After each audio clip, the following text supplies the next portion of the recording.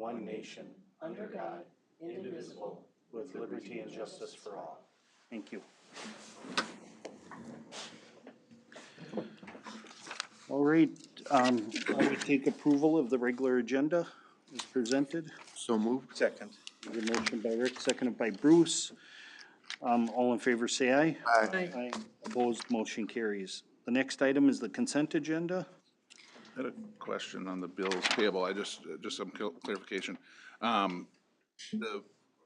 The fire state aid, that 103,000, that wasn't the pension thing though, is it? Or does that check come to the city and then we release it to the? Yes, so that check comes from the state, and we're just bypassing it through. Okay, all right.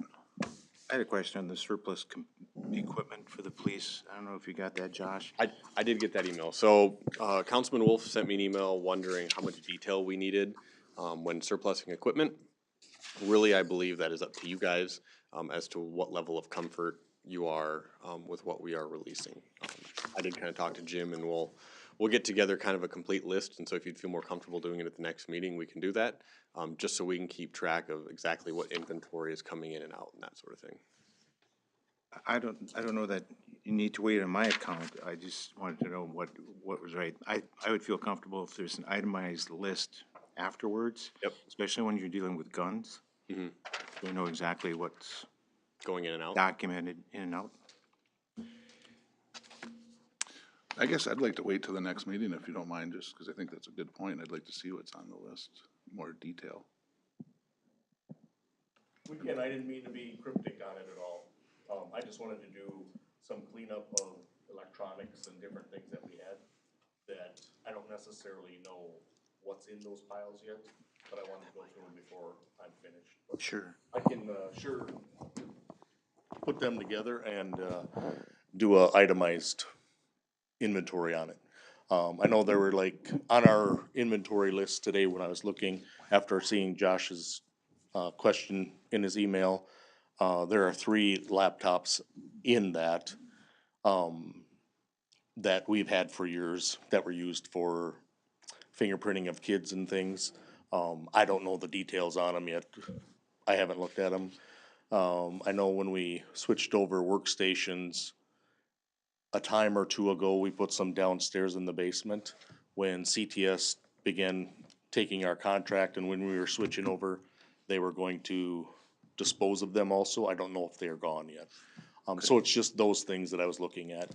We also have VCRs, some interview room surveillance equipment that we have in a cabinet. Some of those things are just obsolete now, and I would be getting rid of those. Well, if everybody's comfortable, then I would move approval of the consent agenda excluding item F. Okay, there's been a motion. Is there a second on that? I'll second. I actually have a correction in the consent agenda. Oh, go ahead. On the liability coverage waiver form, in the second paragraph, I think the statutory limit is $500,000 per claimant and not $500. Where are you seeing that? The second paragraph on the liability coverage waiver form is by choosing to waive the statutory limit, a claimant could recover up to the standard limit of $2 million rather than the statutory limit of $500 per claimant. And in the previous paragraph, it's $500,000 per claimant.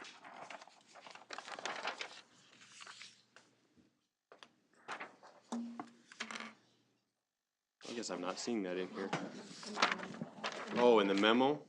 Yes. Oh, okay. Sorry. Yes, that would be a typo, correct. Yeah, so that just needs to be corrected, but I agree with Sean too, that I think if we're going to be selling or destroying equipment and especially firearms, that we should probably have an inventory, including serial numbers.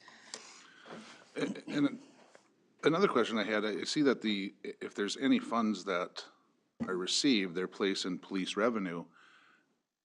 How would those be utilized? How would those funds be spent? And shouldn't that go through the council? Because initially those expenditures come through us to give to you to purchase those weapons. And then it comes back, but it goes right into your department, I think that should maybe, So generally, what those funds would hit the general fund, because the police department is part of the general fund. Okay. They may just line item code under police revenue, because the police do have 3 or 4 lines that they actually track revenue they bring in. Okay. So the funds would still come into the general fund, they would just, as they come in, we'd get coded as, this is Okay. where they got collected. okay, I'm okay with that. I just saw that it looked like, the way this read is that it became police revenue and not city revenue, so. So the stuff that you sell, Jim, is it posted in the paper, or how do people, is there? Yeah, we have to do it by statute at a public sale, so either, we might go on a public website or use, an auction website that we, contracts with to just place things on there in lots and things. Now, like I said in the memo, some of the electronics and hard drives, they have to be destroyed. Sure, I get that. So We'll do what's appropriate for those things. And then, some of the weapons that I talked about in the memo, may have come from forfeitures. I'm not comfortable selling weapons to the public, so we would destroy them, dismantle them, and make sure they're non-functional, and then just get rid of them. But like any squad car, or not squad cars, any forfeited vehicles or anything that we do, we don't necessarily bring that in front of the council because there's prescribed state statute that this is how you have to dispose of it, and this is what happens to the funds. They go into our forfeiture fund. And for instance, if they're part of a DUI forfeiture, then those funds are supposed to be utilized for furthering DUI investigations and things. When we spend those funds, that would come in front of you as to how we're spending them then. Okay. As far as the weapons, I kinda understand the idea of you don't want extra weapons on the street, but I mean, isn't there a way that you could legally sell them to people who can purchase them, that maybe have a concealed carry, card that's legally allowed in the state of Minnesota? I'd hate to be throwing away, I don't know if it's $1,000 worth of guns, or if you're destroying $25,000 of guns that the city bought and paid for. I can take them down to the gun shop and have them price them out and what they would be worth. Okay. I mean, I certainly understand where you're coming from. I just don't want somebody just being the highest bidder that has no right having a gun. Yeah. But yet there's plenty of licensed dealers and stuff that might, I'd hate to destroy maybe possibly tens of thousands of dollars worth of equipment that could benefit the taxpayer and end up in the general fund as well. Yeah, we don't have that many, but yeah. Oh, okay, I Yeah, guess I don't know. we After have- we see the list, maybe. We have, 4 or 5 guns. Some of them are a forfeiture from longer ago that, had 4 in his vehicle. They weren't nice weapons at all, but I'll detail a list of inventory and bring that forward. Okay, thank you. Okay, the motion on the floor is second, to remove and table item F. And to also correct the memo Yes. for the liability coverage waiver. So with that, any other discussion? Hearing none, all in favor say aye. Aye. Opposed, motion carries. Okay, do we have any city engineer updates, or is that old news? The updates are just the ones that he included in the packet. Really, design work continues for the 2023 project at this point. And that in the near future here, we'll be looking at maybe getting some approvals on the 10th Avenue Southeast, First Street crossing signal. Okay. So, All right, the public right now is invited to be heard on matters not on the agenda. So if somebody wants to speak to the council, you have 5 minutes. It's for matters that are not on the agenda. So if you're here for the truth and taxation, that'll be on the agenda. So, going once? Mark, is from Pioneer? Yeah. You gonna talk, or? Oh, yeah, this would be the time that you want to Okay. get up and. I think Mark just wanted an update. He, Yeah, to me about- you can give him an update, can you? Yeah, yeah. Just come on up and state your name and address for the record and your question. Oh, my name is Mark Mitchell. I live over by Webster, and I had bought in the ground under the wall. And we had some problems with the quote. You know, I got quoted on the legal fees. I just wanted an update. I keep getting the bill in the mail, but we never got anything Okay. resolved. Can you, Yeah, so I mean, I believe the last time the city council talked, I don't think any decision was made on that, as to how much we were going to split one way or the other. I think we'd gone back to ask kind of, legal what their thoughts were on the bill coming back, and Can you tell us in total how much you've been charged? I wrote a check out to the city for $670, and then I got a bill there for $4,800 some dollars, legal fees. So you're looking That are at due now. 6,000?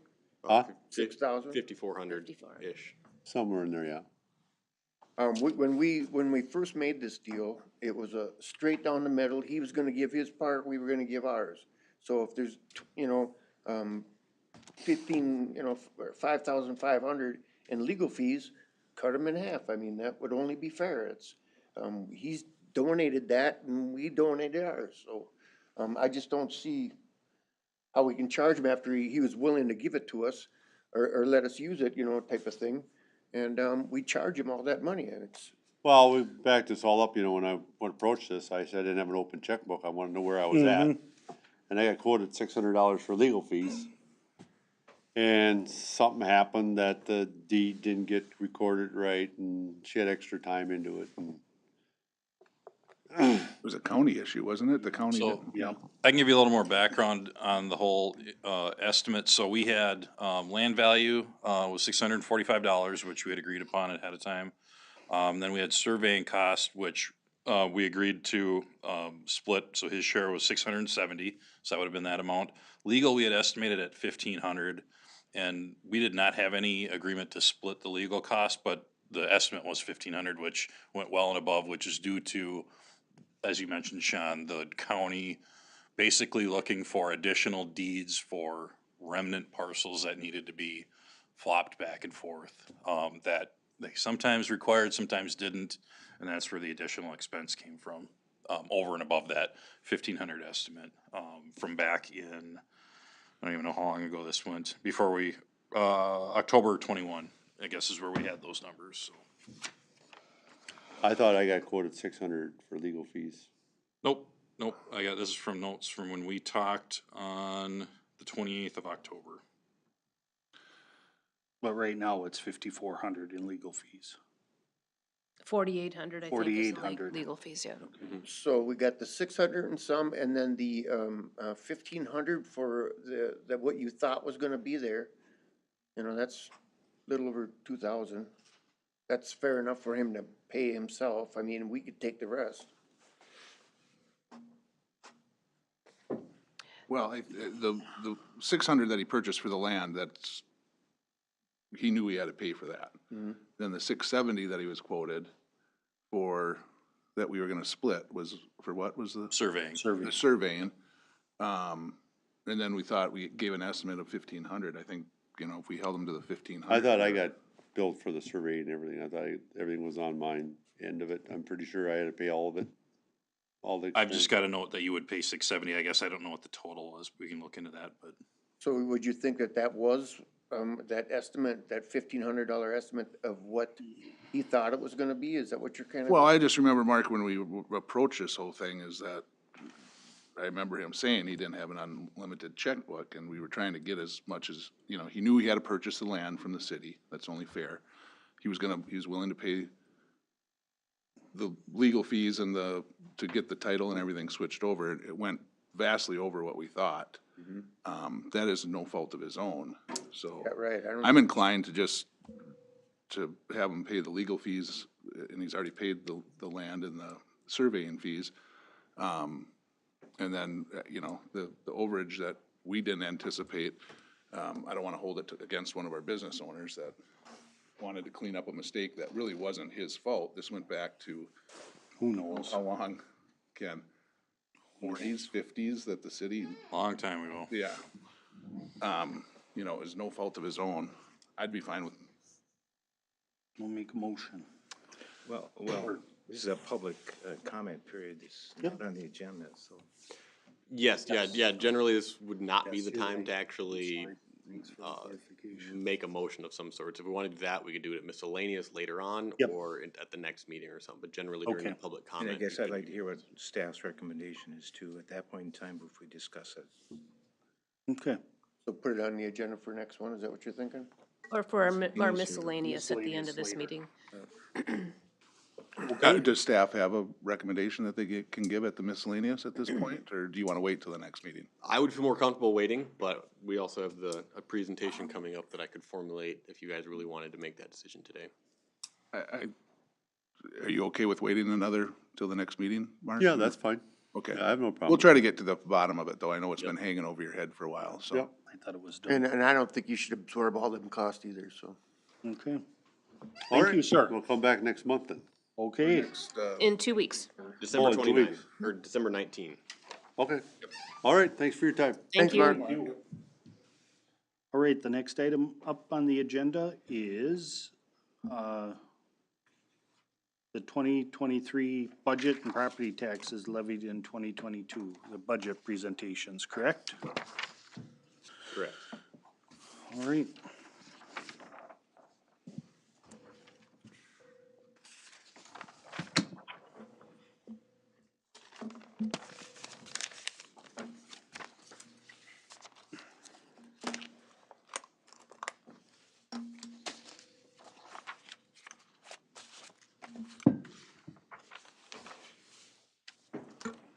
Are you back there, Mitch?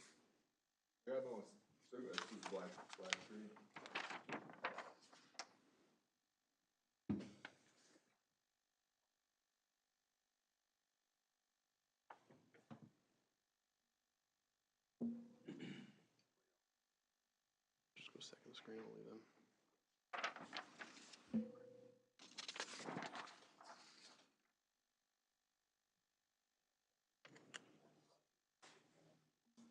I don't know if they did, but. Just crawl under your desk here. You hiding?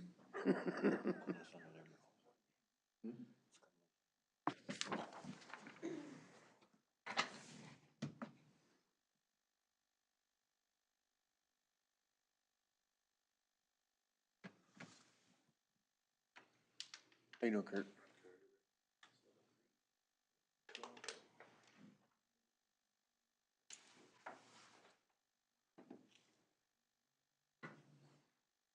Your screen went black. What game are you playing now?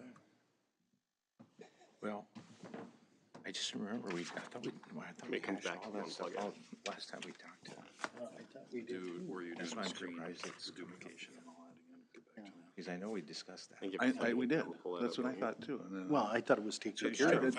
trying to find the minutes, that's all. Oh, And I just can't the thought remember of when him that was. yeah. Paying $6,000 for that is like, what? But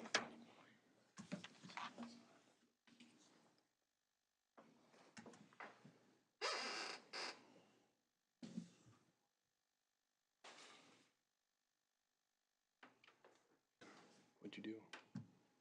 If I told you that, you wouldn't pay me anymore. So nothing? Hit escape.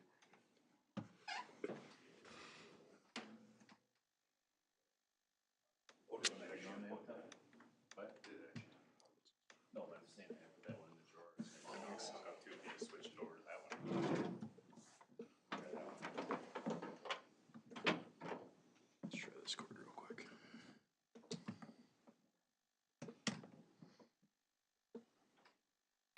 Won't you have to change the input up there then? That's same input.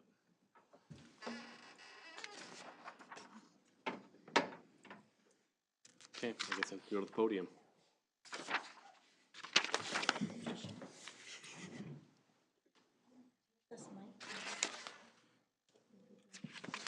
See if it works up here.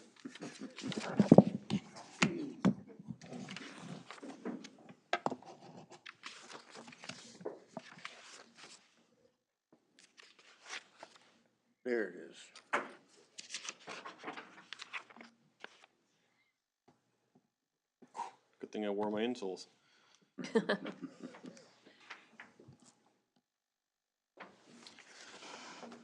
All right. So, as you all know, we have been working on this probably since, I guess staff, we've been working on this probably since about June now. We've had 3 meetings to this point. Back in September 19th, we ended up setting our preliminary levy at a 5% increase over 2021, or $233,229, for a total preliminary levy of $4,894,107.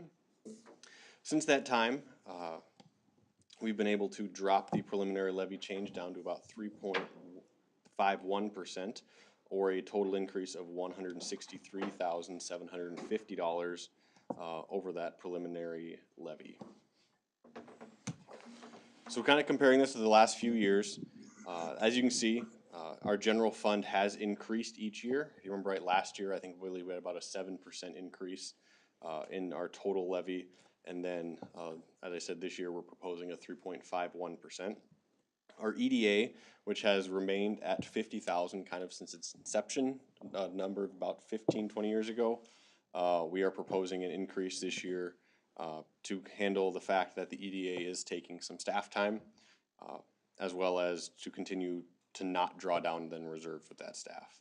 Our debt service, we are seeing a decrease in our overall debt service that we're paying. I know we had a refund here the last couple of years when rates were really low. Plus, we've had some debt start to come off the books. So some of that difference that we made up, as you can see, we started putting money into an equipment levy. In some years, that'll draw down more than gets put in. In other years, that'll grow a little bit with the hopes of kind of evening out the year-to-year variables that you may have with equipment. For a, as I said, a total levy this year of $4,824,628, which even though the levy is going up, our tax rate is dropping almost 9%. That dropping tax rates are pretty common this year across Minnesota, as just about everybody's valuations seem to have gone up somewhere between 20 and 30%. Kind of a general breakdown of all of it. So our general fund, we're looking at increasing the general fund by $667,250. This is really increases to cover personnel costs as well as rising supply costs that we're seeing with inflation. We did use $514,968 in ARPA funds for one-time expenses to help complete some projects that I know the council has been wanting to complete for a number of years now. And this helped us to keep our levy down while being able to complete some of these things. Some of these include our recreational facility study, our second half of our comprehensive plan, doing some finance software updates, looking at a sanitary sewer trunk line study, a water line study, as well as putting security cameras at key intersections around the city to help the police department. We are also transferring to the golf course to assist in their debt service payments. This has remained at $121,270 now for 13 years. And preliminarily, we have discussed starting next year to reduce it by 10%, and then going forward, so that reduction would be $12,127, assuming we continue to do that. But that would come next year. EDA, as I stated, we are increasing it, proposing to increase it $25,000. The levy was initially put in place in 2011 for economic development activities at $50,000 per year, and this is the first change that has happened since then. Our debt service is going down $128,000, and really that's mostly for debt service projects that have to do with our CIP work. As I stated, this is our first year for an equipment levy, and is preliminarily planned to track equipment needs to reduce levy fluctuation for residents in the future. For a total levy increase, as I stated, of $163,750. Kind of some notables from the budget before we get into the various departments. Some of these numbers look big, but a lot of that has to do with the fact that we're using ARPA dollars. The 2023 budget, the expenditures for the general fund are actually proposed to be up $806,000 or 14%. As I said, about 500 of that is ARPA spending. There's also a good chunk of that is using fund balance from previous years. Namely, we have multiple vehicles. I know the police department has 3. Streets Department has a couple where we planned on getting a vehicle and we're just due to supply chain issues have been unable to get them. And so that fund balance is rolling over from previous years. We're not re-levying for it. We are just actually using that money that we already put aside for it. The preliminary tax capacity is up 24, almost 25%, up about $2,200,000 over last year. As I stated, this is pretty common across the state. Most tax capacities have gone quite a ways up. 2023 is our 10th consecutive year of a growing capacity. The last year we had, that was a decline, was in 2013 when the tax capacity was at about just over $5 million. Our LGA is expected to increase for 2023 by $21,000. This was set in the previous legislature. There have been times in the past where they've come into session and decided they needed money and kind of gut the thing without telling anybody. But as of right now, all indications are that we will be receiving that $985,000. And then our proposed tax rate is decreasing just over 9% from 52.281 to 43.168. So now I will kick it off to the various departments, starting with Ken to kind of go over their updates for the year and then to briefly go over their individual line item budgets. If you guys have any particular questions as their budgets come across, feel free to answer them, since I know that with all the departments we can really string it out and go away. So if something comes up in a particular department you have a question for, you can definitely break in. Otherwise, I'll kick it off to Ken. Josh, the notables were great. Yeah. Was that in the packet? So this presentation itself was not in the packet. We were still making little tweaks to it up until today, but I will definitely get you guys a copy after this. I'd like that, thank you, okay. All right, so regarding the Community Development Department, which would be planning and building, we had some notable projects just to note for the 2022 year. We had an expansion of a business in the industrial park, that was Braith Auto. So they've effectively not reached their capacity for their shop building there, but it just shows the continued growth of a business within the industrial park and how they've continued to grow well and above what they expected to when they bought the lot out in the industrial park back in 2019. At a new McDonald's that was built on a property they've owned for a number of years over on the New Prague Commons development area on the corner there of Chalupski and Highway 19. At the very end of the year here, we've actually only issued a footing permit so far, but MVE Biological Solutions is about a 26,000 square foot addition. Variance was reviewed by the council earlier in the year for those additions to allow that company to continue to grow. If you remember, they kind of split off from Chart back in 2021, I believe, or late 2020.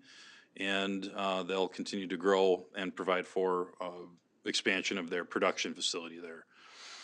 Big idea that, or a big topic that we had all year long was roofing and siding permits from the hail event from not only in 2021, but then the other one that hit early here in 2022. And we expect to have more roofing and siding permits continue into the spring of 2023, but by and large, everything but the siding permits is really stopped for the year. You don't do the roofs when it's cold. So those finally wrapped up in early November. And then we also had one tenant finish at New Prague Commons Strip Mall. We have a couple more that we believe will be coming in shortly. And then the one area that we're down a little bit for the year is single-family home permits. We had 25 that were issued in all of 2021. This year we're at 14. And again, some supply chain issues and whatnot have obviously contributed to that. One thing I do want to note, we'll get into our vacant lot inventory and business updates in more fleshed out fashion, typically at our first meeting with the council in February, just so give you an idea of that full report that we'll have from community development. But other than that, 7 variances, 5 administrative plats, 3 code amendments, 2 conditional use permits, and 1 plat for the remainder of that activity on a staff level. As far as some other budget notables, so planning department itself, increase of a little over $51,000, which is about 17%. Large portion of that is actually due to a rollover of the comprehensive plan work. We didn't actually expend any of it here in 2023. We're rolling that over or in 2022, so rolling that over into 2023. And then the other big expense increase was we had hired a planner position that started basically right on June 1st of this year. And that will, half of that salary will continue to come out of the planning department, but for the full year. The other half is covered by the EDA.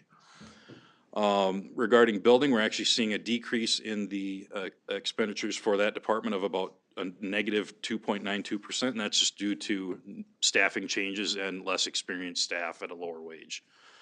Then regarding the park board, just a very slight increase of $1,250 or 2.99% for special projects, which include the second of two earmarks for the Northside Park Basketball Court Rehabilitation Project, some lighting improvements at Northside Park for the sliding hill and the sport court area there. And then finally, as we continue to near the end of our picnic table improvement project, we're getting very close to the last of those old wooden tables getting replaced with aluminum. So that kind of rounds out the activity for community development for the year and the kind of the big picture.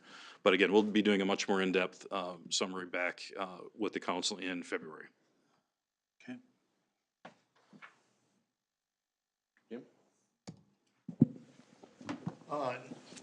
Notables for 2022. One is my retirement, coming up here in the end of December. During 2022, we hired 4 new officers for attrition replacement and also a new records technician. Those 4 officers went through field training. The final, or the 4th officer is continuing his field training at this time. And we'll finish it up first part of January.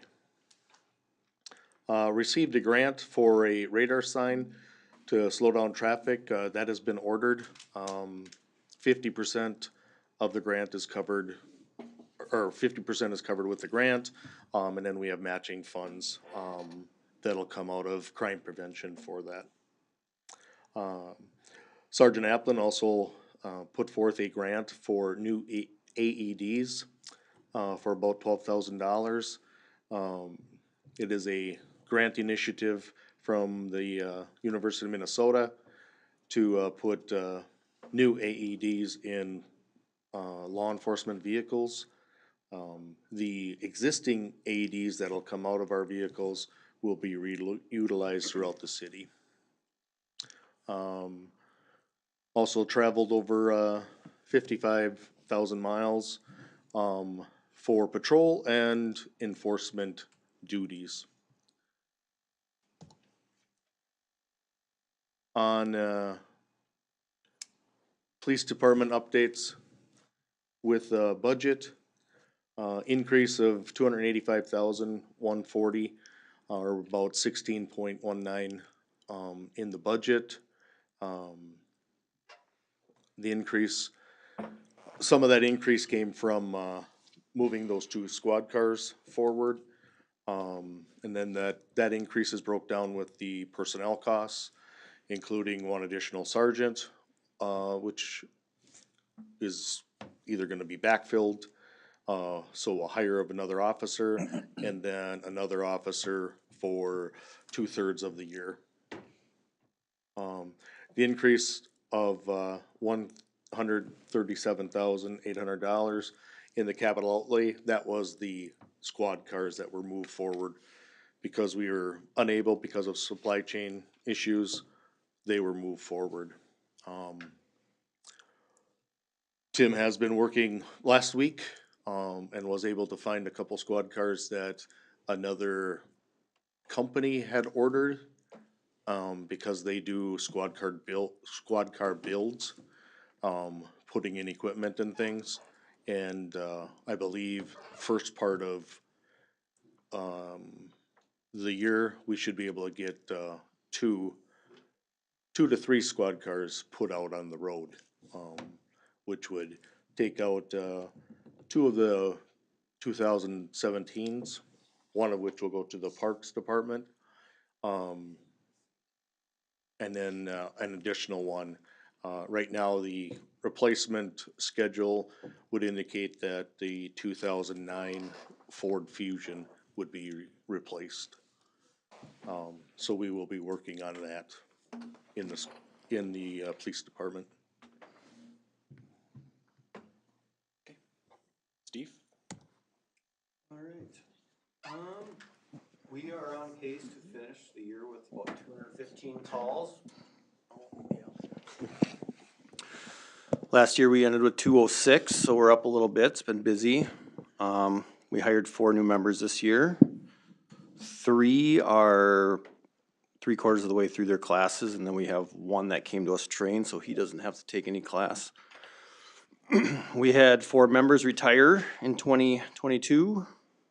We received a couple grants. One was a DNR grant that helped offset the cost of our gear, and the other was a Compeer financial grant, which we purchased a new gear washer / extractor.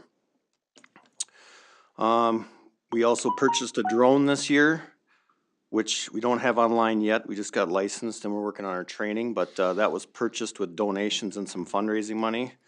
So we're pretty excited to get that going. We should have that online here by the end of the month.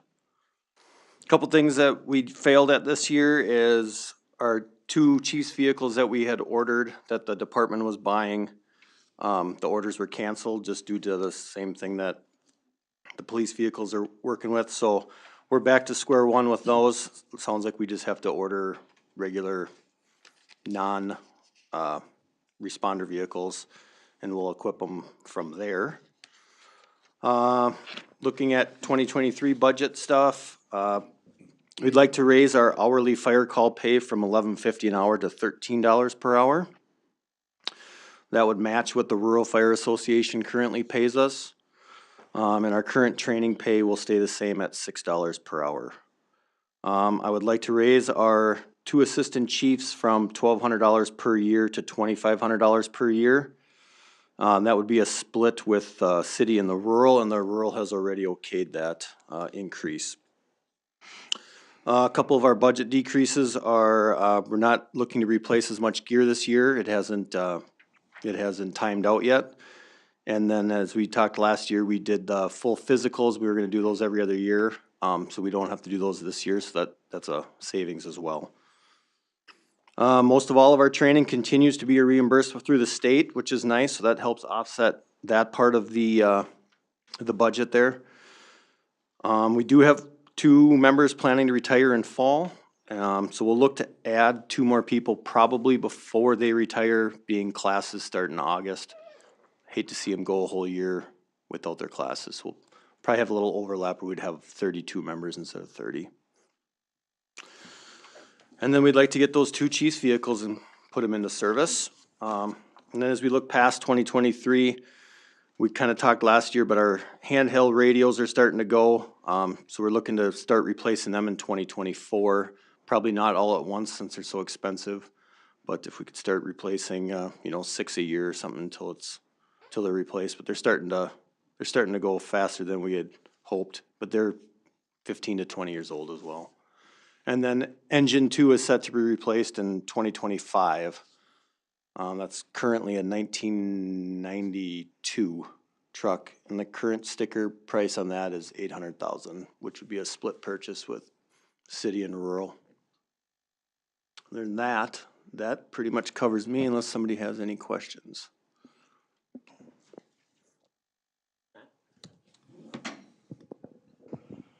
Yeah, so for the Public Works Street Department, just some of the notables for the 2022. I've talked about this many times, but we ended up working with St. Wentz on painting the plows. This is something I wanted to do for years and finally got the opportunity. The public school just couldn't fit in their schedule this year, but I think they'll be interested in next year, so hopefully we can have St. Wentz do some in the public school. So we ended up doing 9 plows total. It's crazy after the guys were out last week, how many phone calls and comments I got from the public on, wow, it's crazy, you drive by and here's the plow with snowman on it. So that was kind of cool to have that reach comments back from the public. The street department assisted with the parks department on doing the remodel. two offices. We added in, remodeled the break room. That created more space for city employees. We also added, after we did Main Street, we noticed we had a drain issue between New Prague Floral and the business just to the west of it. So we ended up adding a drain tile so we could catch the water runoff before it hit the sidewalk and cause some major ice issues we had last year. This is really nice. In we wouldn't have been able to do this until 2021. We ended up hiring a new employee that actually had 20-some years of concrete background. So we did way more concrete work than we ever have. So that was really nice having him added to our staff. We assisted the golf course this year on replacing about 500 feet of cart path. I shouldn't say replacing, we milled it. And right now it's just temporarily gravel until they have time to replace it with blacktop. One of the big projects that we don't normally do is we actually ended up putting down 50 ton of blacktop on Phillips Parkway to help the utilities with installed a new water main. City staff ended up replacing 50 ton and also about 50 feet of curb. Again, something that would have been almost out of our scope of work for concrete if it wasn't for that one employee training all the other guys into it too, so that was very nice. Some of the budget notes, Public Works has an increase of $6,500. That's due to wages. Streets, there's an increase of $61,412. The reason for that is crack sealing material skyrocketed. And then we also have to replace the sprinkler heads at the Public Works street shop. They are not repairable, or they cannot be fixed, they have to be replaced, and that's about $9,000. We found that out this year when we had our inspection of the the sprinkler system in the Public Works shop. You said 61,000 or 21,000? 21,000. Did I say 61? I apologize. I thought you did.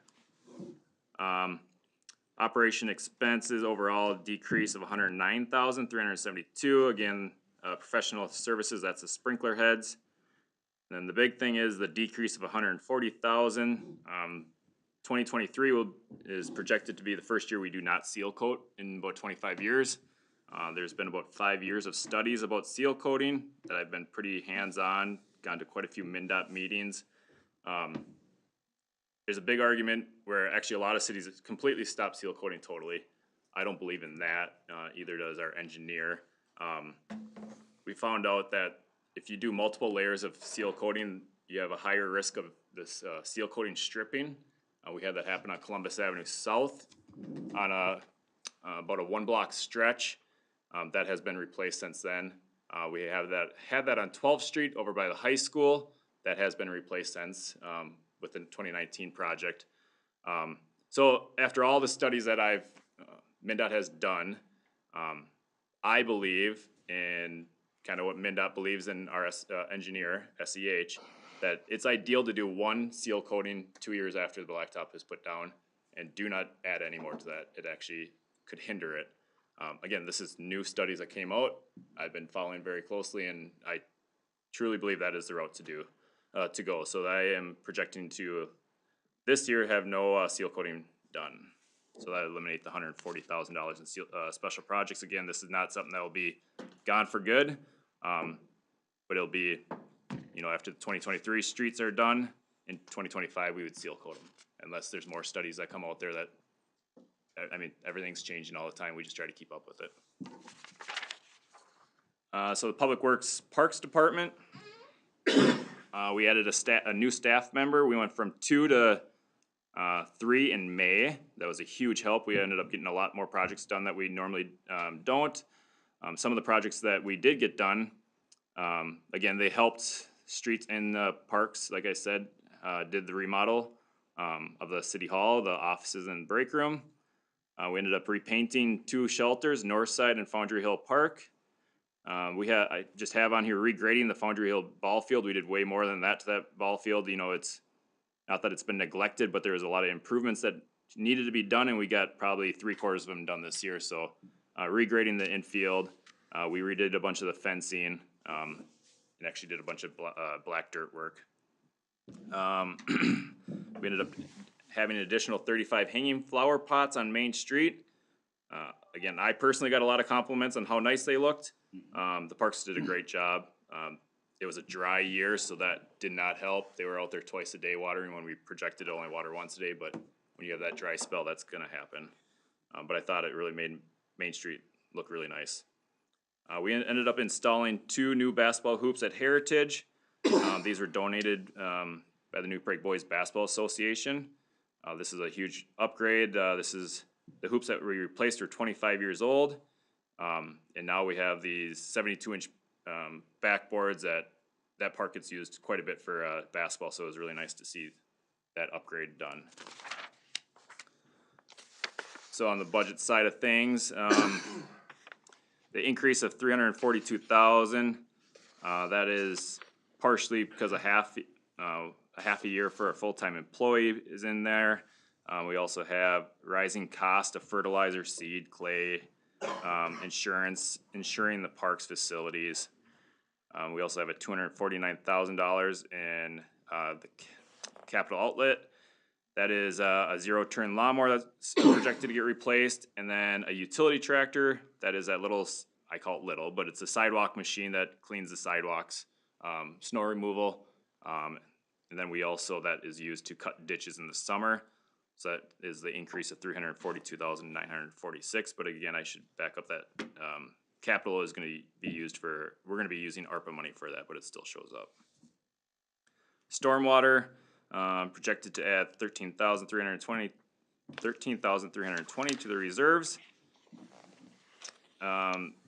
Increase of $5,135. We are, for the first time in about 8 years, I think we've determined, we're proposing a 2% increase on residential and commercial rates. That 2% is only actually equals out to be a projected $7,840. There's an increase in budget expenditures. That is mainly because of the wages and depreciation. Public Works wastewater, projected to draw $414,904 into the reserves. That's due to debt service interest. We have an increase of $84,306 into projected revenues. Again, this is the first time in roughly 8 years that I'm asking for a 2% increase on rates. That projection would be roughly $64,000 to the wastewater. We have a decrease of $36,298 under the budget expenditures. So the big thing on that was we had $74,000 budgeted in engineering fees because we had that failed wet test in 2021. We actually only ended up spending $5,000 out of that because the waste treatment plant staff kind of found that needle in a haystack, like we talked about. We found oil in a system being dumped by a business in town, and that we ended up talking to them, getting it to stop, and we ended up passing 3 wet tests, so we're back into normal protocol. So that was a great find by the waste treatment plant staff. We have an increase projected a personal cost increase of $36,495.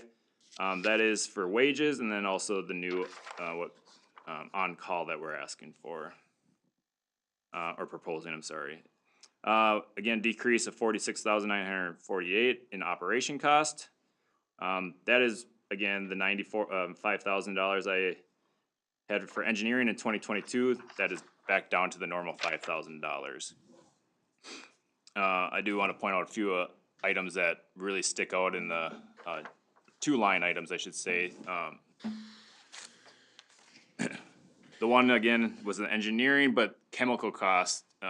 We went from $112,000 last year is what I asked for, and we're up to $168,000, a $56,000 increase just in chemicals. That's how crazy chemical prices are in the last year, just due to COVID and everything. So I don't see that slowing down, but it is what it is. Some of the notables for the waste treatment plant for the 2022. 12th Street in Columbus had a lightning strike in 2021. We finally got everything repaired in spring of 2022. Again, you can see the little note about the failed toxicity test. Yeah, I wrote in here, it saved tens of thousands of dollars. We saved about $70,000, which was great. We replaced the 2 large bypass pumps. That is the main pump that's behind the bus garage. Like I said, at the time, we had 3 out of the 4 pumps went out in a week span, which is unheard of. Staff spent nights and nights staying up, making sure that 4th pump did not fail, and it did not, thank goodness. And we ended up replacing the pumps. So everything's back in operation. Again, that was done in spring. We ended up replacing the 27-year-old lift station pumps, again at Lady Slipper Lift Station. Just on the couple pictures, I mean, a lot of people don't see the waste treatment plant, so I thought that was kind of a cool picture. The top one is, we're inspecting the rotary press during the drying process. I've been in that building so many times, I swear I find a new room that I've never been in. It's crazy how much operations that's going on in there, and we have 4 staff members in there that do a great job. The very bottom picture is us hauling biosolids. We do that twice a year. That is actually about a 10-person job. So we have the 4 waste treatment plant staff members that do it, and then the street department sends about 6 guys over to help. And then that gets hauled out to a local farmer. And that's all I got.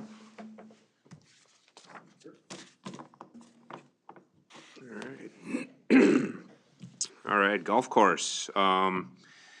Just a quick number to put out there. The Minnesota Golf Association, they offer a handicap service, and they consider the Minnesota season to be April 1st through October 31st. That's 214 days. There was some information on here about the days that were available, but we were very happy. Last 3 years have been nice and consistent for us. We've had back-to-back fairly dry years, and our revenues exceeded last year, even though we were open for 30 fewer days. So we were pretty proud of that. That we were a lot busier this year, even though we were only open for 215 days. Like everything else, a lot of the food and things like that have increased a little bit.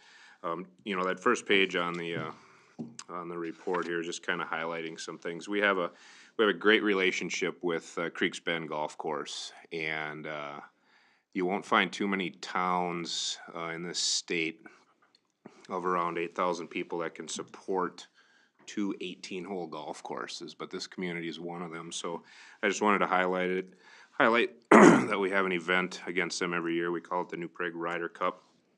We started out 11 years ago with 18 players versus 18 players, and it is now 50 versus 50. So I think you can rest assured the golf is strong in this area, and we're fortunate to have the facility that we do.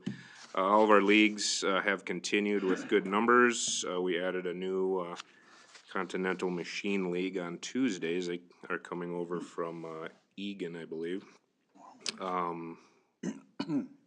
Was another dry season, but we had a very, very green golf course. I attribute that to actually to our superintendent, Jeff Pent, and his knowledge of agronomy. Every fall he does a lot of aerifying, which you can't really notice, but we certainly can when we have these dry years. And one of the top items on our budget each year falls under the utilities. It's that water consumption, and we haven't really tapped it the last couple years, so we're very fortunate there. But like I said, we have a lot of the leagues. You know, it's a hospitality business, the only one in town here. So our key is to get players to come to the facility. I always tell the staff we can't make them come to the facility, but once they're there, we can make them come back if we do it right. And we currently basically have a league every day of the week. There's a junior league on Monday. There are nearly 150 kids in that, which is just awesome. We're really happy about that. Tuesday, we added the new Continental League. They have about 24 players to go along with a Prior Lake VFW League that comes over here to play because they like the facility and the staff. They have about 44 players. Wednesday, we have a couple. We have a senior league, very successful in the morning. There's 70 guys that play, and then we have over 50 ladies in the evening. Thursday remains to be, our men's day. We have a league associated with it as well. But again, the more players that sign up for these, they spend anywhere from 3 to 6 hours out there, so they always have to eat something and drink something.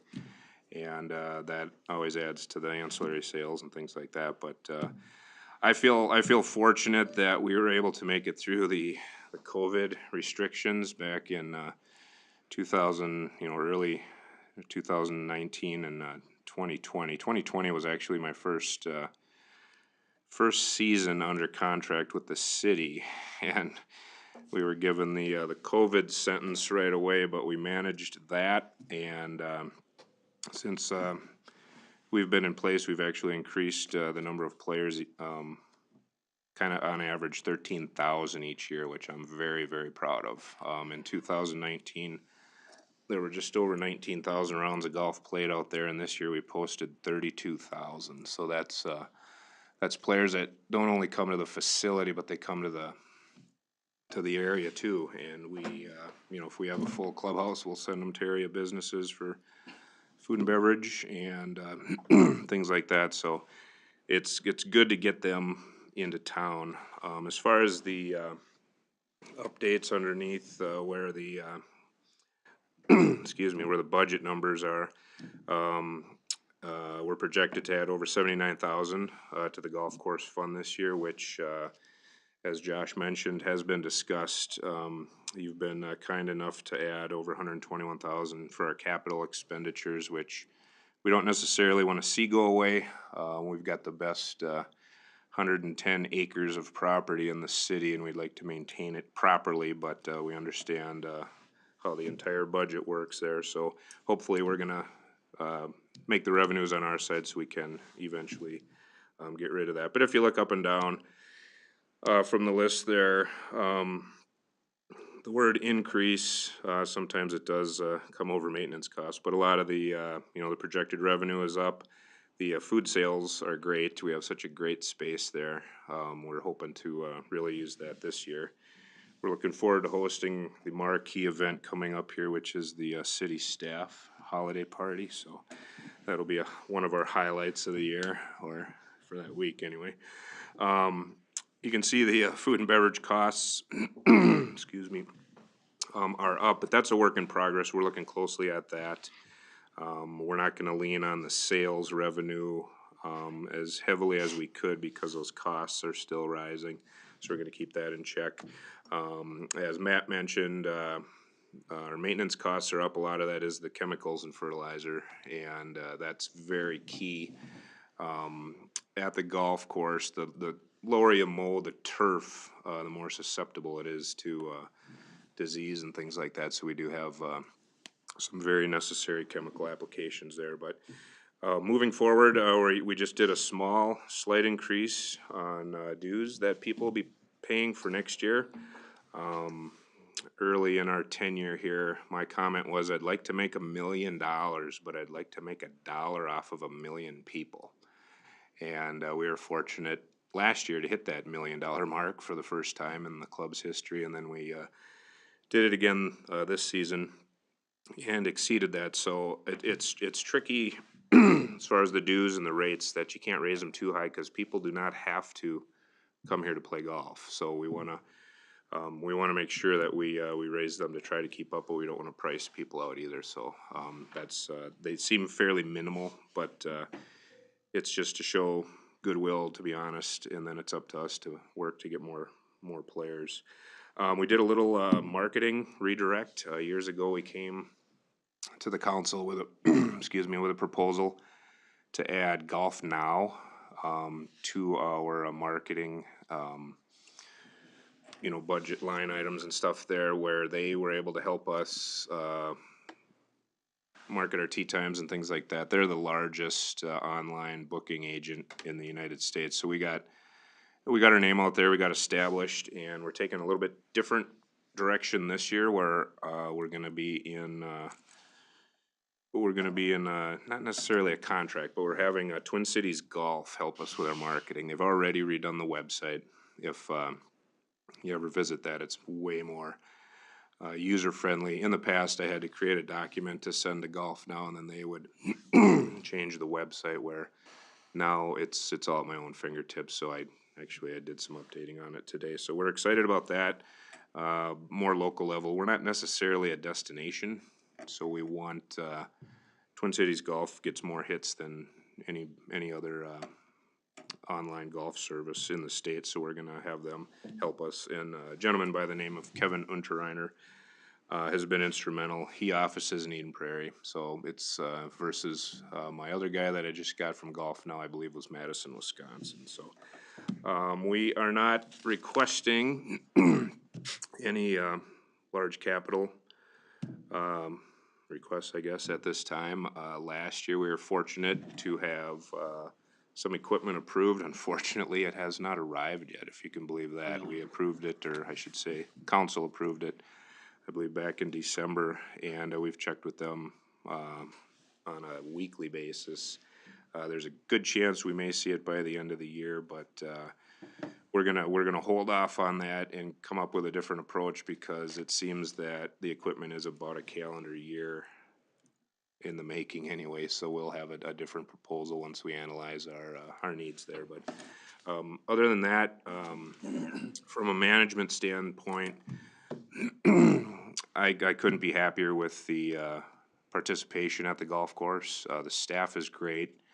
The support from all the departments has been just awesome, and the council as well. So I just wanna thank everybody who's got a hand in the success of that golf course, and yeah, very fortunate to be a part of it. So I guess that's all I have, unless anybody has any questions. I have a couple comments or questions, Kurt, and if I can see you behind the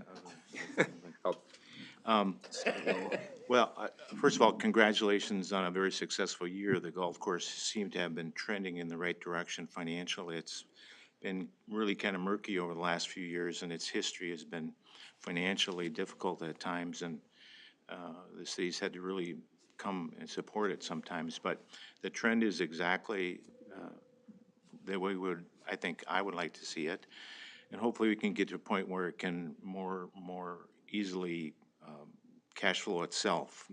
And you cite that you're adding money to the fund, which is exactly one of the first things we would like to see, is to try to avoid having to fund that short-term squeeze in the beginning of the year, like some years where you ran out of money.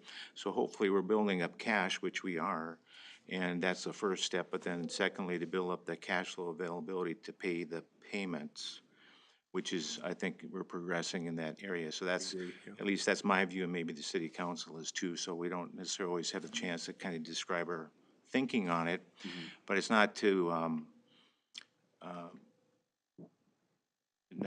take away from what the golf course is doing, but just a feeling that we would like to see if it can be self-sufficient to a degree possible, because you have that asset there, which is the cities, and we'd like to try to make a return on it of some sort, at least to cover the equipment if you can. Absolutely. And it's heading in that direction, so everything's good. Memberships are down a little, which, but you made up for it with, in other areas, court fees. With the greens fee revenue and stuff like that, Court fees like that. Yep.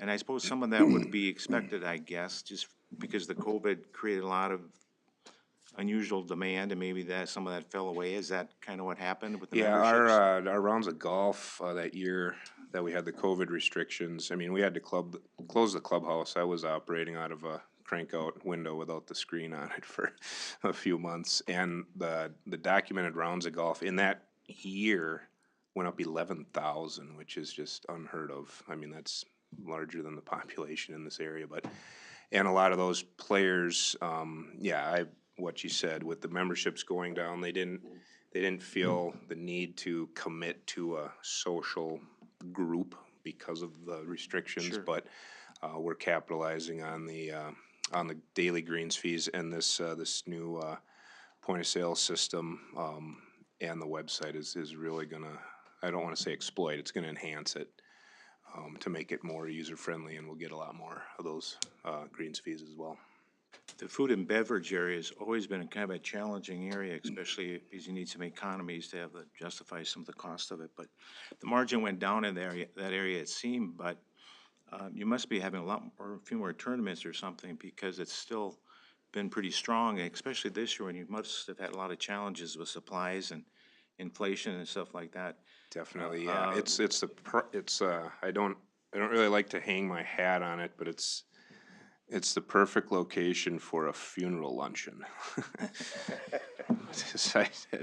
That's one thing that's increased. I don't know how else to say that, but you know, we do have struggles that could go up. Just the design of the structure is kind of challenging. To have a you know, a good sized wedding or a large reception, because we only have comfortable capacity for about 100 on each level, and we have the 2 different levels. If we at some point in time we're ever, you know, to redesign that structure, I think you know, more of a ballroom type area would be very beneficial, because the you know, the 1-day events are where we get a lot of our revenue. The tournaments, the fundraisers that we do there are roughly in that $10,000 range for revenue, and that's, you know, that's in 6 or 7 hours. And a wedding is no different, but we're challenged advertising for weddings because the layout is like that. But like I said, it's good for anniversaries, reunions, and funeral luncheons. Well, the cost challenges that you must have had this year, you must have managed through them pretty well. So I Yeah, thought we you didn't did, get the real numbers look pretty good. real elaborate with the menu. We just wanted to keep it basic, and that's what people want. So yeah, you know, that's one of those spend money to make money, which is tricky because you don't see that margin, but it's not going backwards. So we're really going to try to manage those expenses moving forward. Sounds good, thank you. All right, thank you for your comments. Kurt, I have a quick question to you. You guys are projecting a 33% increase in the food sale. That's pretty aggressive over the year. I mean, if it turned out that May turned out to be a really rainy month, and based on, I thought it was interesting that you said you only have 214 days to work with, that can skew that number dramatically. How much, can you explain the recent trends though, just maybe a little bit to? That we came up with that number? Yeah. Well, it's we've had, Holly Werner's done a great job because she can also prepare the food as well. So we backed off of a lot of the catering and have been doing a lot of it in-house. We have a great facility back there. If you guys ever get a chance, you know, duck in and check out the kitchen. It's commercial grade. And just marketing it, you know, we don't do any type of you know, Mother's Day brunch, Father's Day dinner, you know, any of those items that would fill the place. And now that Holly and her staff have had a few years, they feel confident they can pull those off. That was one of the reasons. It's you know, it's always hard to ask for money or to project something that's unknown, but we know the market's out there. We just haven't tapped it yet. So that's one of the main reasons why we're looking to increase it like that. And then we have, I know we have two additional events for sure. And this winter we're gonna look at tapping into like a lunch or a dinner. But we have a chart, and you know, even we had a great parade of lights gathering afterwards. I mean, on paper it netted less than $200, you know, but it still netted that, you know. So if we can do more events like that, but it's an aggressive projection. But I'm confident in what we're doing with this website and the marketing, so hopefully we'll be talking about hitting the goal at this time next year. Okay. And even like the maintenance costs and the cost of the chemicals and stuff, I mean, is that something that Jeff has to purchase all up front at once to get the best rate, or is it? He does the year before, yeah, and then because a lot of it has a pretty decent shelf life, you know, especially the granulated items and things like that. So, but you know, a lot of it has to do with the way he the way he manages it as well. One of the items is a wetting agent, which makes the water wetter, if that makes any sense. Doesn't, but it does. Okay.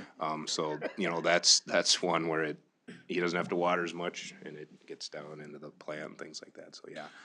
Well, you know, it's always a worry of mine, and I don't wanna sound like a pessimist, but because you guys are so weather dependent, and we've seen in the past, you know, that, I just wanna make sure that we're gonna be able to make cuts in order to stay within budget if we do run into a bad year where it is a extremely rainy spring and you guys can't get out, or nobody can get out early and whatnot. So that's why I kinda asked those questions, but thank you. Thank you. Kurt, I was just gonna clarify, you said on the capital plan, it looks like there's 4 items. Were those 4 items from, with the groupings from this last year, or are you?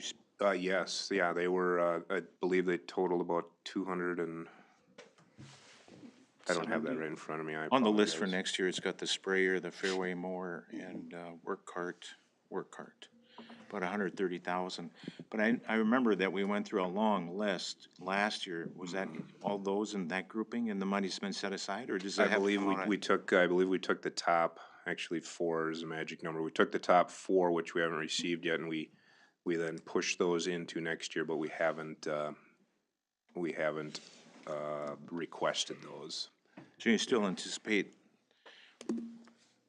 the other items that weren't purchased, plus the items that are listed for next year? Yes. Next year, so over 130,000? Yes. Okay. Did they hold the prices for it? I mean, we ordered the equipment and Yeah. we're just waiting for the delivery, so Yes, we're yep. not fighting inflation costs or. Not that I'm aware of, no, Okay. no.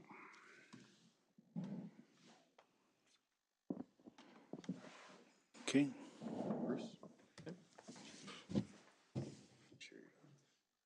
For the water department for the 2023 budget, really our focus for the water department changed, starting with the Main Street project in 2020 and 2021. But we really started with CIP projects again, and obviously to the water department, that's our major cost for projects when they are done jointly with the city. In 2022, we replaced 1,500 feet of water main and 20 services on the Columbus Avenue project. One of our shining star projects, I'm gonna call it, for 2022 was the joint project that we did, replacing 400 feet of failing water main on the Phillips Parkway project. We had water main that just started to fail, really ahead of what it should have. And the department, with the help of the electric department and the street department, all came together and we directional bored that in that area. Really prevented a lot of outages, and we probably saved about $150,000 for doing that work in-house. Another CIP project for 2022 was we were cleaning the east water tower. We removed about 10 years worth of mildew, and that restored that paint protection on that tower again to almost like new. Some of the notables for the water department in regards to the financials. We're projected to add about $232,000 to the reserves, or at least revenue over expenses. We project to have about $640,000 worth of CIP projects though in 2023, and we'll be bonding for about $550,000 of that. Obviously, some of that could change a little bit depending on how those bids come in for the 2023 project. We show an increase of $69,000 in projected revenues over the 2022. Really, about $50,000 of that is due to rate increases. We proposed, and the commission has approved, a 3% rate increase for all commercial and residential rates and fees. We have an increase of $34,000, or about 2.28% in budgeted expenditures. What kind of make up that? There was a decrease though of what's called source of supply, and really that is made up of depreciation and debt service. Less depreciation going into 2023 due to smaller projects that we're depreciating. We have an increase of $9,000 in power and pumping, largely due to increased energy costs for pumping, mainly electricity. And an increase of $25,000 in purifications to the same note that both Kurt and Matt have talked about our chemical costs have just gone through the ceiling. Our purification costs have really went up nearly double in some instances. We have an increase of $4,300 in distribution costs. That's primarily equipment, just maintaining pumps and equipment. And an increase of $19,000 in A&G. That is really broke out into wages, insurance, and then bonding cost. Really the water share for the next year's projects is about $550K. And that'll be for the construction projects going into 2023.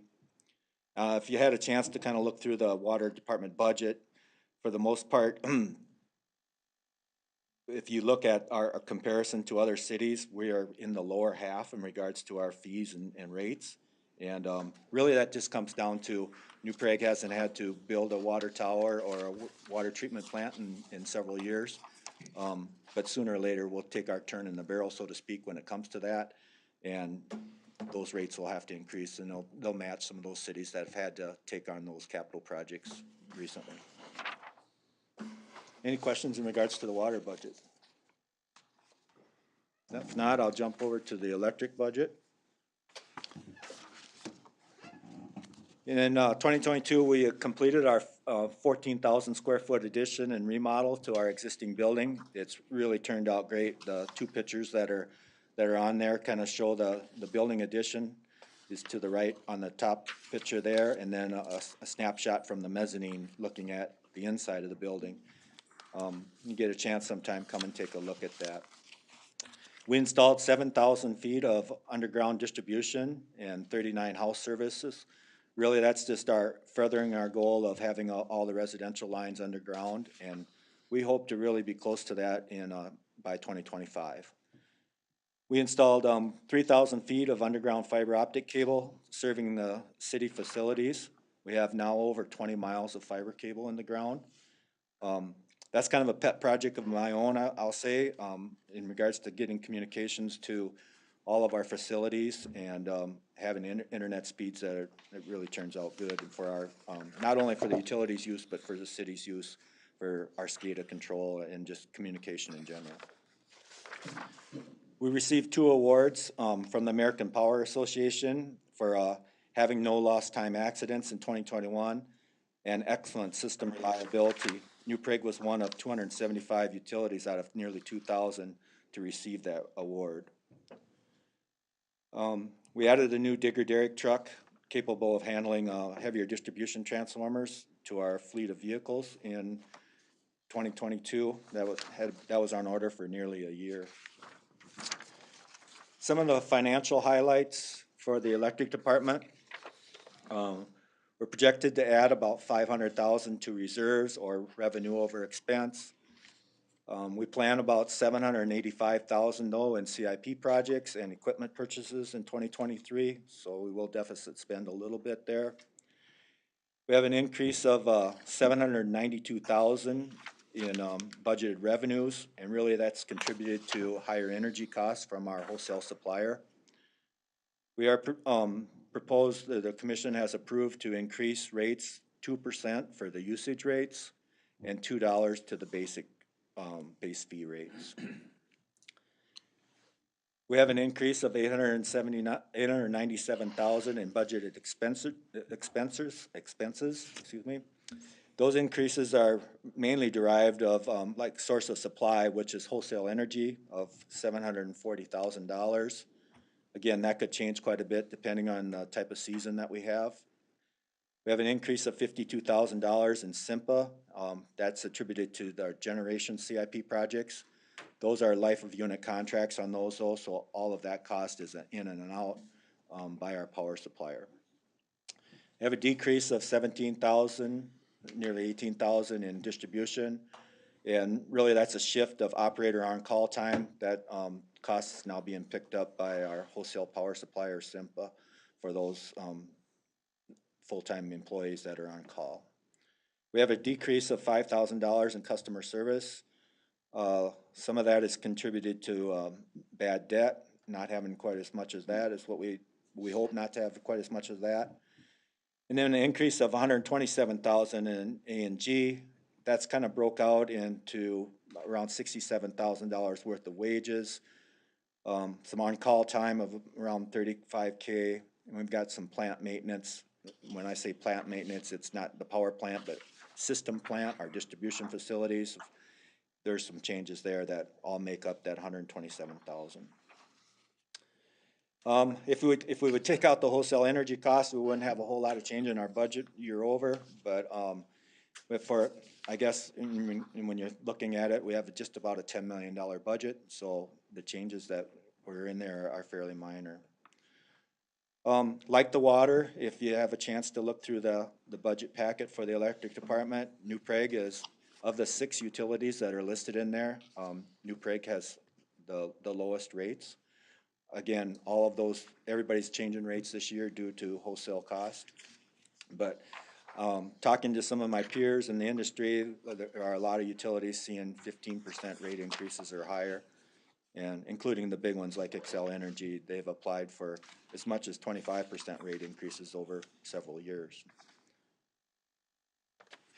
That's my 5-minute presentation, which was almost 2 hours to the commission. I want to thank the commissioners for helping me through that budget process, and they've been very supportive over the last year. So. Okay. Okay, only a couple more funds to look at real quick. For EDA, as I discussed, we are requesting a $25,000 increase to revenues, which would then match that in expenditures. And really that's for paying that additional staff member for a full year, since we only got 6 months with Kira last year. Kind of some notables. We currently have letters of intent from 3 different companies to buy the remaining 7 lots in the industrial park. We've been working with City Attorney Scott Riggs on drafting up those purchase agreements, and in fact, I think we're almost there with those. So hopefully we'll have those required public hearings at the EDA in January, and then council will be seeing those soon after. And also, staff is currently working through the EDA bylaws with EDA. And once the EDA feels comfortable with those, I would bring those to the council to both review, discuss, and the bylaws for the EDA have not changed since 1991, which was the 2nd year the EDA was in. And so it kind of felt like we just needed to make sure that everything in there was what was, both the EDA and really the city council was comfortable with the powers that the EDA had. For the ambulance, we are projected to add $9,000 to the reserves there. Really the revenue projections are really remaining constant with 2022, with just a slight decrease in expenditures. Notably, we recently signed a 3-year contract with North Memorial to continue servicing our ambulance and leasing our facility for the next 3 years. Is that a decrease of $113? Yes. Okay. I thought this would be an interesting graph to show, just for every $500 in city taxes, which levies are you hitting? As you can see here, the little over 3/4 of your taxes would go to the general fund, with debt service, equipment levy, and finally the EDA making up that last 25%. And then for anyone that really wants to squint at it, like I said, I'll be sending this out to the council here after the meeting. I actually have a breakdown of what those taxes would look like in the various departments within the general fund. Kind of difficult to see there probably on the screen, but once you get it yourself, you can blow it up. Looking at that, the police department does make up really probably almost 1/3 of our overall general fund expenditures, with the streets and parks department kind of making up the other 2 big ones. But like I said, you'll be able to zoom in on that, and if you have any questions, you can let me know. So, Interesting. are there any questions? No, but next year, if you could give us that before the presentation so that we can follow along. Okay. Any questions? I noticed that we had talked about kind of adding to a fireman's pension fund and having some type of money each year going in so it doesn't hit our budget all at once. Yes. Like we're gonna be facing next year. Yep. Was there, So you're not gonna see that in there. What we ended up discussing, if you remember right, I think it was budget workshop number 1. With rising in interest rates, Robin has actually been able to get us locked into almost some 5% CDs. And so But with the craziness and not knowing if those are gonna pull back down if we ever move into a recession, we kind of discussed that the higher than budgeted interest rates that we may end up seeing, we will then have that excess money to be able to move over as it comes in without actually affecting the tax levy and having to raise the tax levy, if that makes sense. Even if we had to cover a large amount, I mean, that's always a year behind, right? The fireman's pension fund, and now Correct. we've had this really kind of tough year here. Correct. So next year, I'm just, maybe I didn't understand it completely, but you think you have it covered, that we would be able So to yes, and help mitigate, at least mitigate some of that? yes, we should have money to at least mitigate. I know we discussed the actual, what we were actually looking at for overall. I don't know if Steve has gotten any more recent numbers on it. But I believe we were still right at about 100% funded, when we looked at it a couple months ago. And I know since then the markets have kind of turned around a little bit here these last months. Right. But we can definitely get the council an updated number on where that pension is kind of floating now, if that works for you guys. Okay, I just know in years past, it's been 60, 80,000 that we weren't anticipating, and then it's becomes a big issue. Is that the end of the year that it's looked at, and then we have to make it whole months later, or what is the timing That of- process I'm not entirely sure of. I've never had to go through the process myself of making one whole. I would assume that we end up reporting to the state, and Like that's once a year or yeah, something? and that's when they then require us to make it right.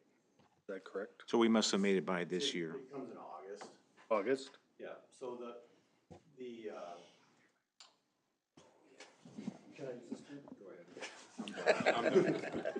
So what happens is it goes to the state, they do a end of the year, and it goes into the formula to see where it ends up.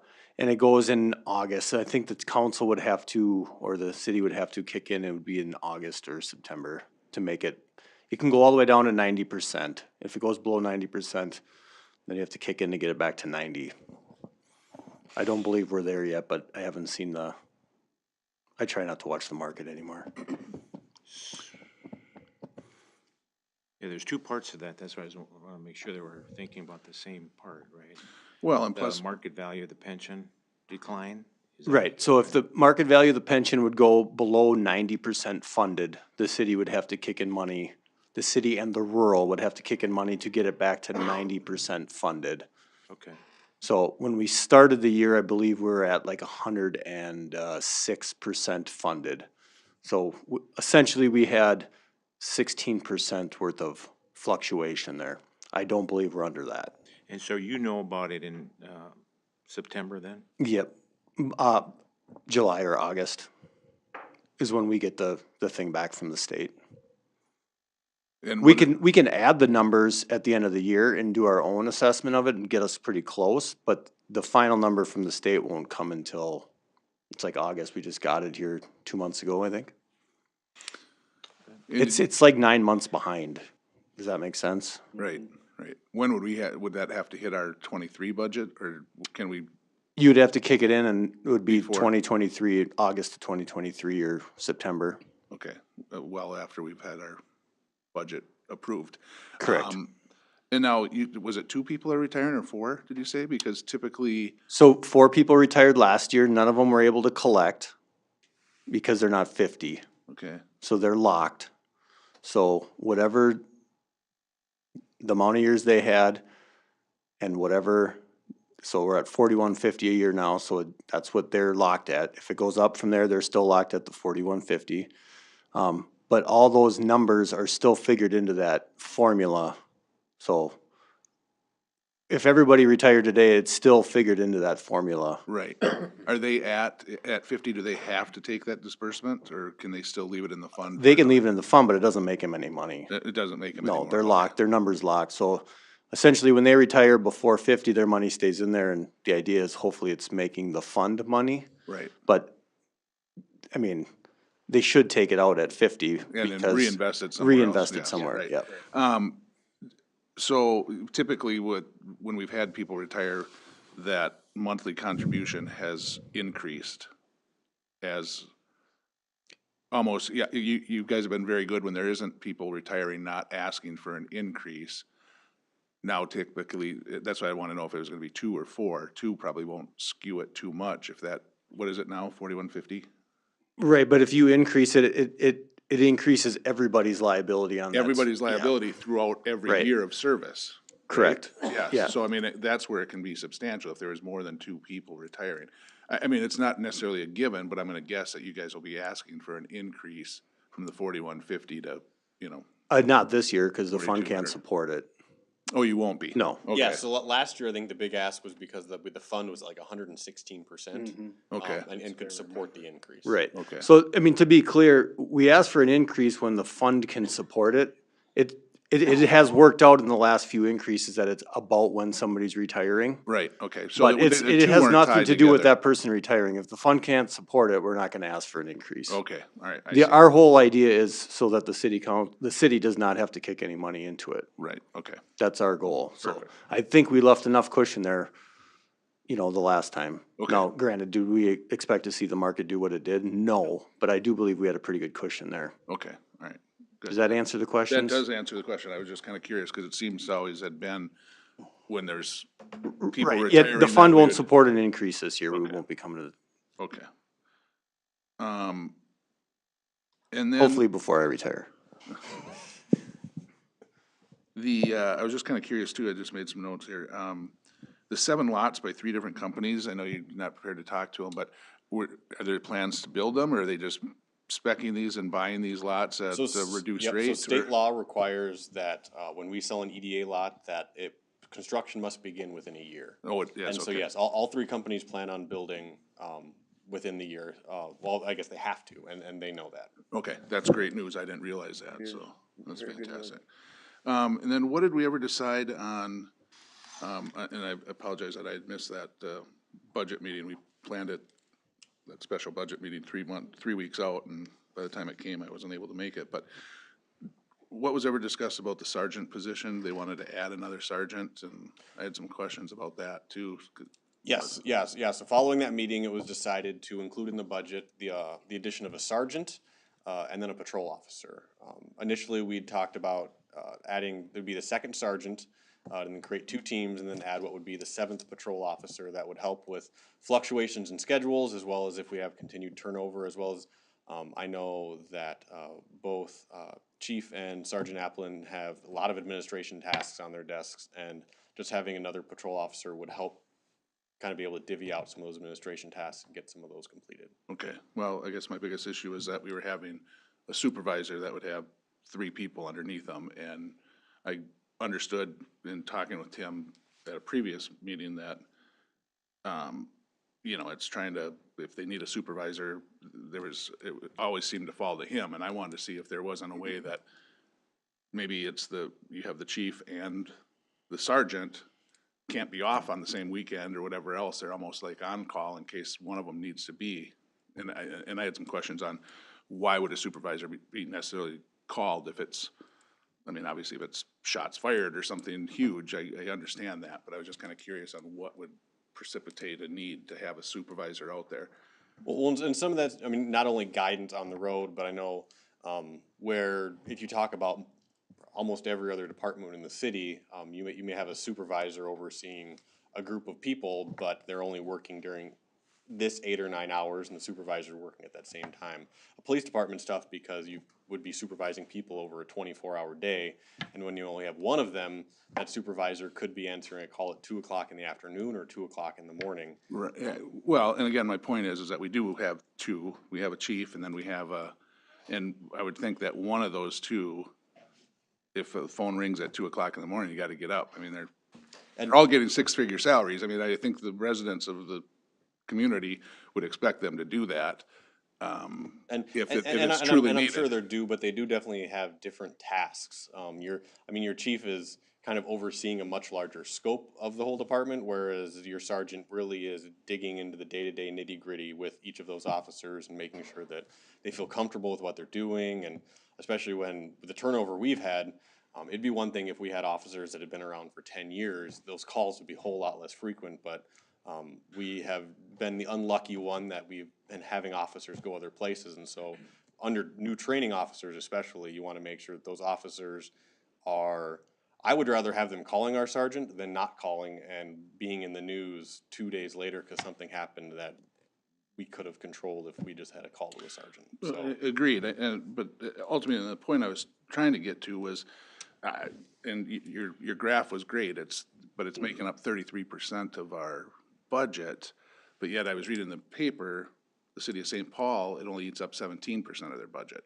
And I wanna know why there's such a big disparity between the two. Yep, And obviously, when we're looking at this, almost everything, all the increases that have come about have been operating costs and labor costs and everything else. And I just wanna make sure that we're covering our bases, but we're running lean and mean. And that's where where we seem to be adding staff and adding positions and whatnot. And I just wanna make sure I have a good feel.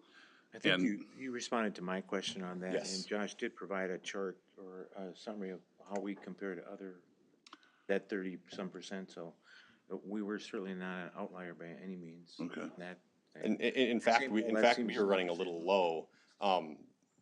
The chief did some research and kind of figured out actually national trends and it kind of showed how smaller departments, was it under about 15,000, tended to have a larger budget. And then as you got into, we'll call them mid-sized cities, maybe 30 to 60,000, the budget tended to come down. And then it also then tended to go back up again. Now, I guess I can't speak to St. Paul's budget.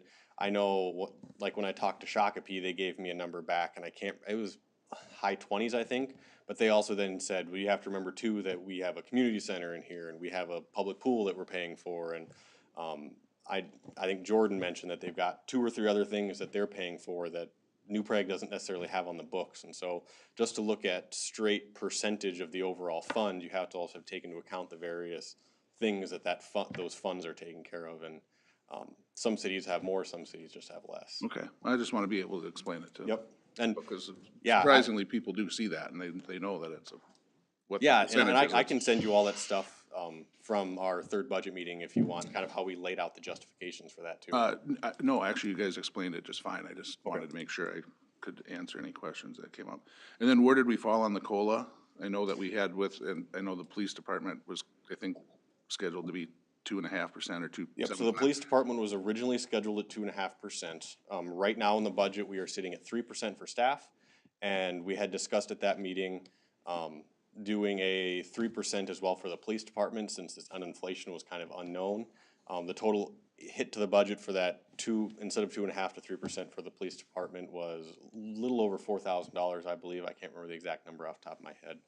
And I believe at the time it was kind of discussed that yes, we'll leave that in there for now. I don't know if we ever landed on a for sure for the police department of having them have a 3% COLA instead of 2.5%. I'm not worried necessarily about the police department. I mean, we negotiated in good faith and we came up with 2.5%. So, now all of a sudden we decide to break the contract and it goes to the good side. Whether that comes back to us in subsequent years when the city's struggling for funds, that have to be wait to see. But the bigger issue would be the fact that typically the rest of the city staff has always followed the COLA that was kind of negotiated with the union. And that's historically been what the city did. If the police department got 3%, then the staff got 3%, even though they're non-union and this was union negotiated. So if it was at 2.5%, I'm not worried about the 4,000. I wanted to see what the budget was for the rest of the staff going, instead of locking into the 2.5%, which we said they were gonna do, going to the 3%, where there's, instead of 10 people, there's 50 more people. Yep, and I guess I don't have that number off the top of my head of what that. And I'm not overall opposed savings against it, I just wanna be Yeah. able to see it, and I wanna be able to justify it, and, because there was a lot of years, and yeah, inflation has hit everybody hard this year. But there was also a lot of years that there was actually no inflation, and we were still given 3%, so I mean, I wanna see how that balances out over a period of years as well, and I think there's been other council members that have brought up that same thing too, that we wanna see where.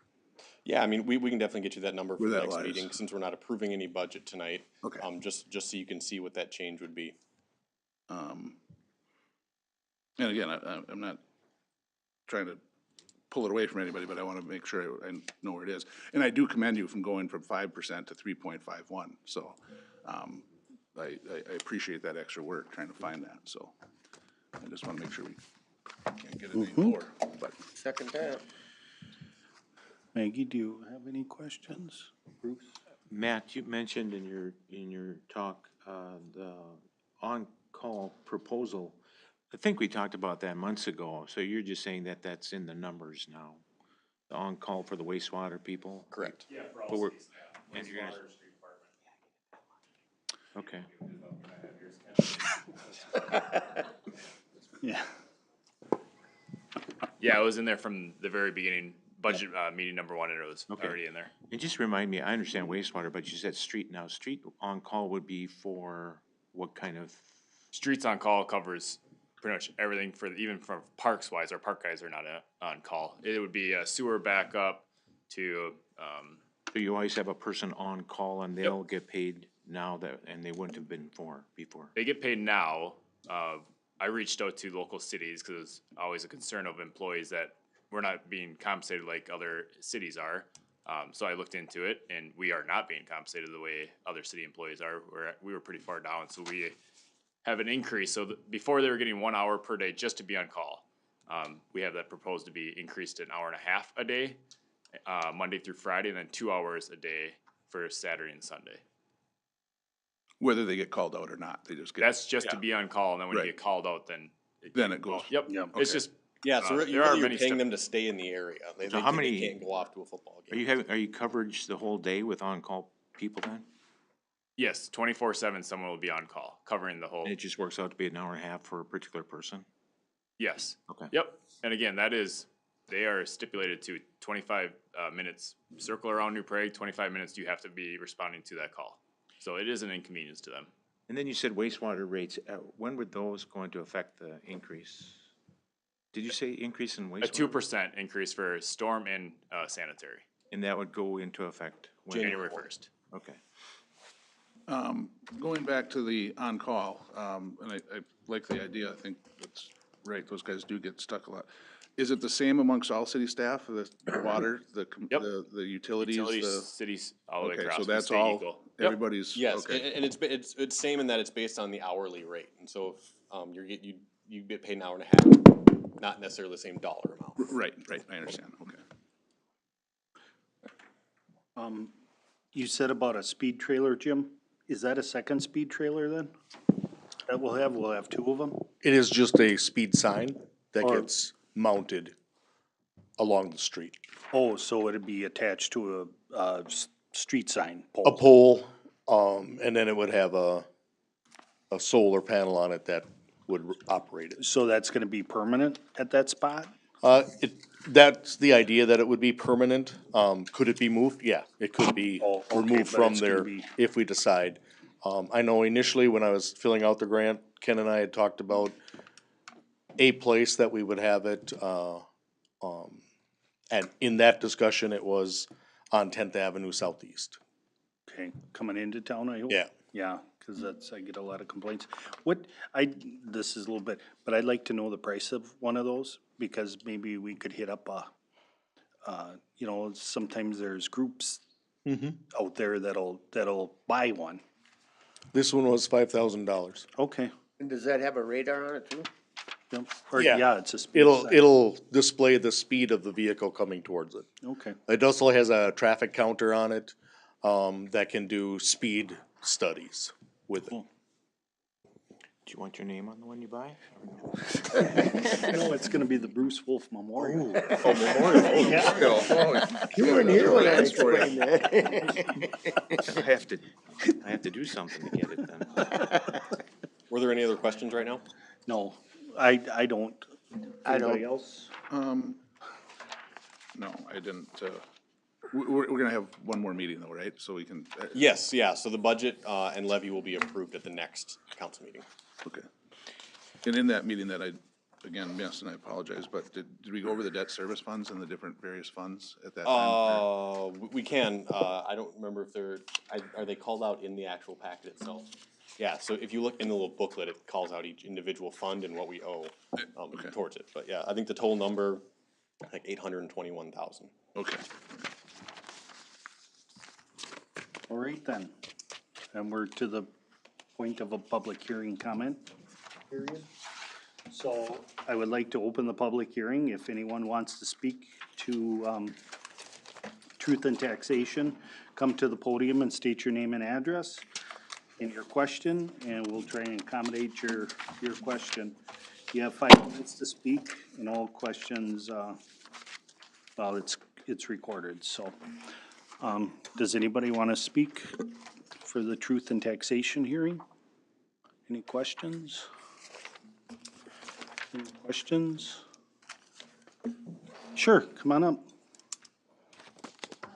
I'm not actually sure if that's what I'm here for. Okay, My name is Christy Millsap. Yep. My address is 101 Sunrise. So my husband's out of town. He Mm-hmm. told me I had to come to a meeting and it was listed on our tax Yep. thing. Yes. But it's because our taxes are like a lot higher than what the appraisal that we got done when we bought the house in October. yep. And they said we had to come to this meeting.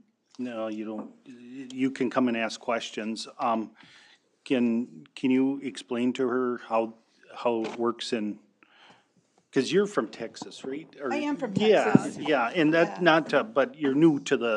I'm very New, new. yep. And I'm just curious why this is scheduled at the end of 90 minutes of reading PowerPoints instead of at the beginning? So, Genuine question. Yep, yeah, yep, yep, yep. yeah. So the meeting tonight is, in Minnesota every year, state law requires that all cities go through a truth and taxation hearing. And what that hearing is it is basically laying out, or staff and council have an opportunity to share what the budget will be for the coming year and the total amount that's getting levied. That is slightly different than the meeting I'm making an assumption right now that you probably are actually interested in, which would be the valuation of your property. That meeting tends to happen in March or April, So, in any given year. yeah, so he's been on the phone. Okay. Because at first they told us it was too late to do anything. Okay. And we said, we just bought the house. Mhm. And they said, well, you have to go to your city meeting. And once you go to your city meeting, then you can go to the county meeting. So I'm trying to understand what's happening. Okay, yeah, so yeah, tonight. We have an appraisal. Yep, yeah, so the county assessor also goes out, and the county assessor sets property values, which is what that, assessed value on there is, that comes from the county assessor. And that, it could be the same, it could be different than an appraised value. An appraised value is a value given by a third-party appraiser on what they believe the market value is of the house. And then the county assessor many times will also, give their opinion, and their opinion is the one that then goes on the tax documents and that sort of thing. Some years it's higher, some years it's lower. A lot of, Quite a big difference. yeah, and yeah, it may flux again next year. I guess I can't speak to how that. Well, I those mean, all- we're talking a 6-week Yep. window where actually probably if we got it appraised again. And I'm guessing that those assessed values may have come from earlier in the year. No, the one on your tax Yeah, form. this is probably, before we bought the house. Correct, yes. And so when you're disputing assessed values, that's generally with the county assessor. And they have those meetings generally in March or April. I don't know the exact weekend or weekday that the new Prague one is, Okay. this coming year. But, if you wanna leave some of your information, I can definitely figure out exactly when that meeting is with the county assessor, and we Yeah, can get well, back to and you I'd with that. also like to know why I was told that I had to come to this meeting. And, yeah. I can read, so like 90 minutes of someone reading me a PowerPoint, I mean, it's interesting because I'm new, but like I could totally do that on my Oh, own. and I guess I can't speak to why somebody told you to come to this meeting. Yeah. But we can definitely get you pointed in the right direction and who you need to talk to now. Okay, that would be great. Thank you. Thanks. Okay. Anybody else want to speak? Anybody else? Going for the third time? I'd take a motion to close the public hearing. So moved. Is there a second? Second? There's been a motion by Rick and Maggie to close the public hearing. All in favor, say aye. Aye. Aye. Opposed? Motion carries. All right. So on to the next item is general business, the resignation from the Joint Advisory Board. Ken is jumping ship on us. Yeah, I see that. Coward. And we just got him help too, because he was so busy, and now he Yeah. Clear your plate again. Yep, off yep, something. so Ken has been, I think, serving on this for 7 years now. 7.5 years. And he was serving as a citizen capacity, not necessarily a city Oh. employee capacity. So we could appoint them. Yeah, basically the city council would appoint people, and so, he is just submitting his letter, after 7 years and, wants to kind of step away to help someone else get in, as well as he has other things going on in his life that are filling time, so. The comp plan update's one of the big things that we Yeah. take up my time this year, so just need to step back and open up some time for that. So how has that always been done in the past? So generally, the city council would, appoint someone. I know, Well, is it council or is it a member of the community or? that is up to the city council. So, Councilman Seiler is currently serving. Before Councilwoman Bass was as Yep. well. When she stepped away, Matt Rinda actually volunteered, so that was a real easy appointment. Outside of a volunteer, then it would be, I guess, the city council asking around, and we can also advertise for it on the, on our social media and that sort of thing if we want to accept applications. So the advisory committee is made up of 3 city representatives and 3 school representatives. So just to keep that in mind, I'll take it. Or I'd be interested, I should say. That's, At the council's discretion, it may appoint you. Yeah, we won't do Yeah. that. so, I mean, I'd be interested in it. Yeah. Yeah, so I guess it would just be up So, to the council then. well, Sean we- looks like he's ready to make that I will motion. make that motion. Well, that do we have to take his resignation first? Do we have to? I mean, approve I guess that? you could. He could also just stop coming to meetings, but, The issue here is that he's actually the chairman. Yeah, you'll have to find a new chair. Just a could do it. technical thing. Is it really an advisory board though, or isn't it a joint powers board? It is joint powers. It is a joint, it's a joint powers board, but it's also advisory in that it kind of reports back to the city council or, On one side and the school yeah, on district the one the side, other. and it kind of speaks for the city council, I guess. Right, in but that the way only it's a joint discretion we powers have is to approve the budget. We can't, affect the operation directly, just that committee. can Correct. just that- Well, so the committee can make recommendations. That's something that we've actually been looking into a little bit as well. According to the joint powers bylaws, really the school district oversees day-to-day operations, as long as they operate within the budget and the capital improvements plan. So, Okay. Even along those, in terms of operations, really the board is more advisory in that to staff is kind of how I read it, and then I spoke with our attorney as well, and he kind of read it the same way. I'll have to look at that again. I know that we looked at that once. Yeah, So and should we, do you want, Yeah, I'll take it, so, do you need a motion? well, Some action? Sean was gonna do it. Yeah, it would be an appointment by the board, so we need a motion. I'll make a motion that we appoint Mayor Jurek to the Joint Powers Advisory Board. Second. Okay, a motion has been made by Sean, seconded by Rick, to appoint me to the Joint Advisory Board. Is there any other discussion? Hearing none, all in favor say aye. Aye. hi, Opposed, motion carries. First meeting's in January. Okay. Sounds good. That's 4 o'clock, right? Is that what it is, 4 o'clock? 4:30, I Monday. think it's like the fourth Fourth Monday Monday. fourth Monday every other month. Okay. Next item is the recommendation to hire a police chief. Yes, at its first meeting in November, the city council approved posting for the police, or the chief of police emergency management position in-house. This position was posted internally, and ultimately the city did have one applicant, Mr. Tim Applin. On Monday, November 28th, a group of city council members and staff interviewed Mr. Applin for about an hour and a half, and following the interview, would like to recommend to the city council that Tim Applin be named the next chief of police emergency management director for the city.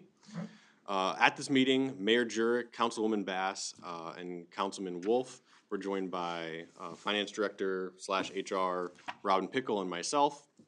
Throughout the interview, we learned quite a bit about Mr. Applin's past experience, including time spent as an officer in Waterville, as a deputy sheriff in Sherburne County, as an officer in Montgomery, And then finally, as an officer here in New Prague before taking his patrol sergeant roles that he currently has.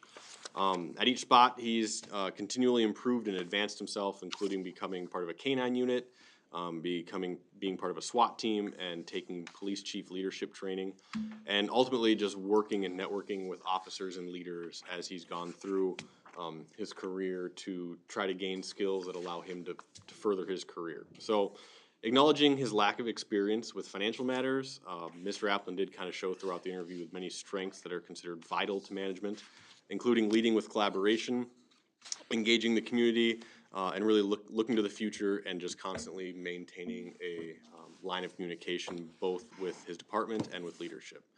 So after the interview, the committee discussed his credentials and experience and would like to recommend offering Mr. Applin the position of Chief of Police at Step 5 of Grade 17. Starting in 2022, the salary for Step 5 would be $118,788.80. And to align with outgoing Chief Garris's retirement and to ensure continuity of operations, I would recommend having Mr. Applin start on December 22nd at 4 p.m. I've already talked to Jim, and he said that 4 p.m. would be the exit, so we can make sure there's that smooth transition.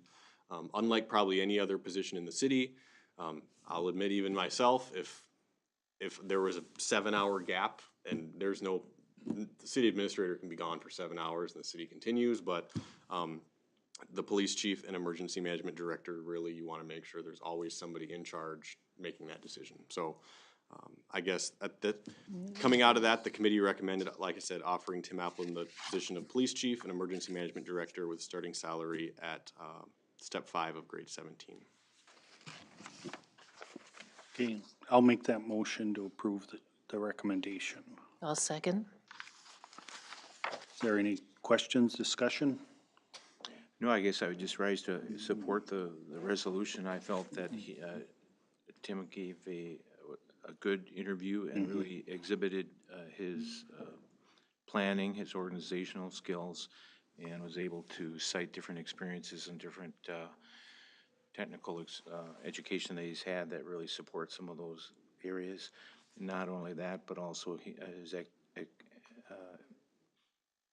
activity in the community as well. I think he talked about the coaches thing he trains as well. So he's involved in other ways with developing people, which I felt was very good trait and very supportive of the position. Okay. Any other discussion? Hearing none, all in favor say aye. Aye. Opposed, motion carries. Now, is there gonna be an official swearing in? So he would get appointed then we'd just do the general appointment in January like we have usually done with the police chief. Then he doesn't have to be re-sworn in? Not that I'm aware of. Unless if he wants to. He's currently, I mean, if he wants, but he's currently sworn in to the city. He's just taking on a slightly different job duty role. Just that somebody had said something to me about, are you going to tape it so that we can see him get sworn in? Yeah, we can do it. We can do it the first meeting in January, because I think Mayor Jerk's gonna be gone on the 19th, correct? Correct. By the way, I'll be gone. Okay, thank you. Oh, yeah, you're up. And then, can you get a press release? Oh, I know the Times is here, but Yep. to K-Check, please, they asked for one. Yep, I can do that. Fax it out to them, or email it. You Maybe got some of our Tom's. smoke signal as well. Yeah, I know. I'm sorry. I'll send the Pony Express tomorrow. Don't do first that. thing. I'm sorry. You can send. That's an in email. Jim's junk drawer that he's trying to get rid of all those files. I still have to feed it. Sorry. Okay, we'll go around the horn then. Do we want to, well, there's miscellaneous. Do we want to address Pioneers? I would feel more comfortable if you give me till Oh, the next we meeting. decided to do that next meeting. I'm sorry. I really felt I mentioned that we did cover this issue, and if we could go back to the video of Yeah. that meeting, because it sort of sounded like deja vu, but I am getting deja vu likes, but it sure seemed like we covered that. I thought we approved it, actually. or- I did Yeah, I too. thought we did. So maybe we I'll won't make that have part of my to. research, and yeah, I mean, Okay. if it finds out we approved it, we will just take Was care it of it like on the May staff or side. the summer or? No, it was a little bit later than that, but yeah, it was the summer. Yeah, it was nice out, Yeah. June maybe. Okay, we'll go around the horn. Rick? Nothing. Nothing.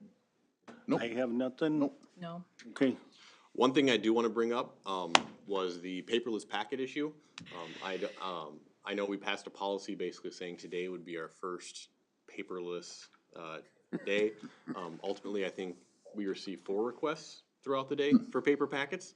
Part of the policy was that if any council members or staff wanted them, they would have to basically print them off on their own resources. So I'd wanna make sure that I kinda wanna have the discussion kind of about paperless packets too. The other thing I want to briefly mention is I believe it's section 2.09 of our charter, states that direction to staff will go through the administrator. And the only reason I bring that up, is that we have one staff member who was basically asked for packets all day. And I know especially when a policy says one thing, if a city council member's coming to a staff member that's potentially against that policy, it could put that staff member in a funny position. Could you say that again, because I'm not following you there? 2.09 of our charter says what? 2.09, basically says that, if council has any directives for staff members, I don't have the exact language in front of me, it's sitting on my desk. If council has any directives for staff members, those directives must go through the city administrator, instead of directly to staff themselves. And while I'm actually usually pretty open and lax with that, I know in this instance, because policy stated one thing, and individual council members were asking for other things, not only this situation, but it could put staff in a position where they feel uncomfortable, like, I know this is what the rule says, but can I say no to a city council member, that sort of thing. So, I don't necessarily think it's an issue in that we can't talk to staff or that sort of thing. Just as a reminder that sometimes situations like that can put staff members in uncomfortable situations because they're not quite sure what to do. But I do think maybe we should talk about this paperless thing, whether we wanna continue with it, or if we would just wanna make exceptions. I know the budget packet can have a lot to it, and maybe it's easier to read through if we wanna go normal packets for all of them, but maybe make exceptions for certain packets, that sort of thing. Not that we have to have the decision tonight, but just something to definitely think about. You know, the computers, once you get used to it, it's gonna be a little different, you know what I mean? But that stack of papers, we kinda need to look at until that's done. And these, agendas have to be on a separate thing, and, I don't know, I mean, the writing on some of this stuff is, you can't even, I can't see that. Well, and that's where with the computer, you could zoom in too and blow stuff up. Yeah, I don't think so. I didn't wanna have to zoom in on 56 pages of stuff though. Yeah. You know, and then I'd like to have a hard copy too that I can access if I get a phone call and it's sitting right on my desk and I can go through and answer a question without having to turn on the laptop, go through, try to find page 42 of the 56 pages and then blow it up. And I mean, I'm willing to give it another chance, and I know where you were gonna go with this whole thing, but I thought it was a horrendous way to start, the first one. I mean, that was probably not the packet to I start was saying with. budget, maybe the budget packet wasn't the way to start. we might be 188 premature a pages little and bit, 6 you know? meg, you know, we just like, no. And I'll be the first to admit, I figured, well, now in hindsight, if I would have called you, you would have asked Barb to do I it. probably I just just, said Yeah. yeah, and I didn't mean to put Barb in a uncomfortable situation. I just knew she would be the ultimate one. And unfortunately, I don't know what Rule 209 is in the city charter. And I'm on the charter commission, but I don't have. You do know. I apologize. No, I mean, and like I said, usually it's, I prefer to have open communications like that. I think in this instance, she felt uncomfortable and unsure what to do. Oh, I can appreciate that, because I sent an email. I responded to the email that she sent the packet out, so I can appreciate that. I think you guys just got a spanking from the city manager. I I've never think seen that so. happen before. So as far as the policy is concerned, I think that in some cases, the electronic packets are okay, depending on the content of the packet. But there will be cases where one or all or some of us will want paper, and I don't think that should be at our own expense. Okay. Because we're doing city business. And, yeah, I mean, the policy is easy to change. Yeah. So, obvious. As I'd we like, learn, you know if- what I mean? It's, if- there's a learning curve. yeah, I mean, if a majority of the council wants to go that way, I can have that changed, we can bring it back at the next council meeting if you'd like. The policy doesn't say, that, It does. that we have to pay for our own If, materials. if a council, if a packet would want to be printed, a council member would be responsible for that with their own resources, is what the policy says.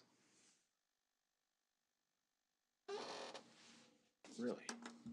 How do you make amendments to I do enough of it, that? but I mean, it's a council policy, so if you'd like to amend it, you basically just make a motion. So we've been getting these packets for months, and we were supposed to be paying for them? No, no. It's starting with the digital, because we were moving digital, if you wanted a paper Oh, I can't version. believe our charter even talked about digital. No, it doesn't. It's the policy, it's the policy. Yeah, it's not the charter, it's a policy that was written, or policy that was approved by council, basically, as we're moving into more of a paperless packet instead of a, paper packet. Okay. You slipped that in there. Yeah, I think so. But yeah, I mean, if there's a motion tonight, I can definitely bring that back, to change that policy, if you like. I'll make the motion that we wait for, Yeah, this was just a bad week to do it, to probably yeah, start it it's off. just, It was- but like this, I mean, that's a lot of paper. But you couldn't read it on there, so I had to have it, you know? I don't, should we make the motion just to, for the next 3 months, still get paper? Yeah, No. I would just kind of let it go for a while and then talk about it, because I think we have to be pretty lenient on it, because I'm paying for my own internet to get this stuff, and I'm using my internet, and during COVID, I had to spend a lot of money of my own to do that. So, I mean, there's stuff that we're incurring costs on, there's trade-offs here that we have to think about. Well, And if maybe we're just- picking up or signing things, we have to come here, and so there's expense that we're dealing with too. Well, just to Maggie's point, I think she made a great statement that if one or all of us want a paper copy on, if we run into a similar situation like we did today, where 4 of us wanted a paper copy, we should be able to ask, going through Josh, and then you can assign it to Yeah, whoever. I mean, we are performing city business. And This that whole should not be coming out of our own pocket to That whole- print pages. Whole thing tonight should have been in front of us, just to let you know, just. Yeah, I'm not this, gonna- yeah, this was kind of a weird one, so. You know, I'm willing to give another couple packets a try, but it is not super convenient, given the size of the monitor. So, but I will try to adapt.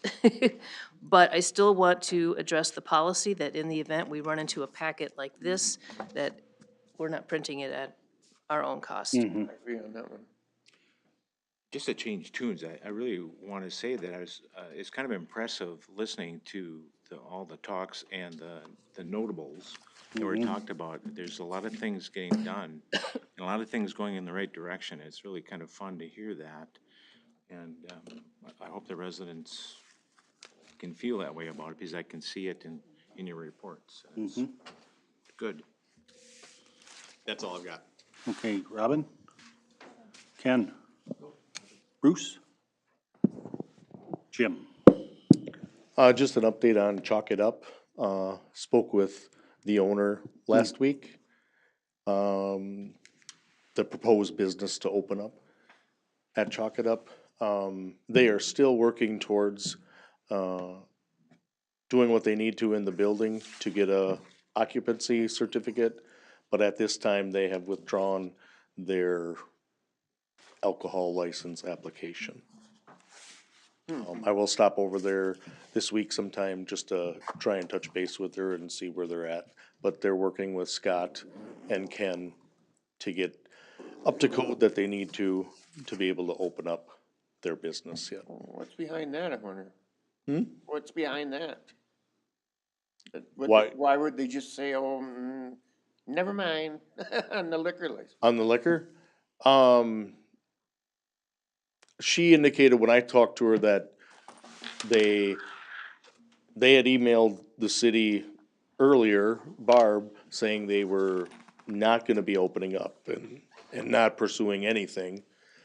When I talked to her, she just talked about that they had another investor, that they still wanted to move forward with, trying to get the building in a condition that they could open it up to the public.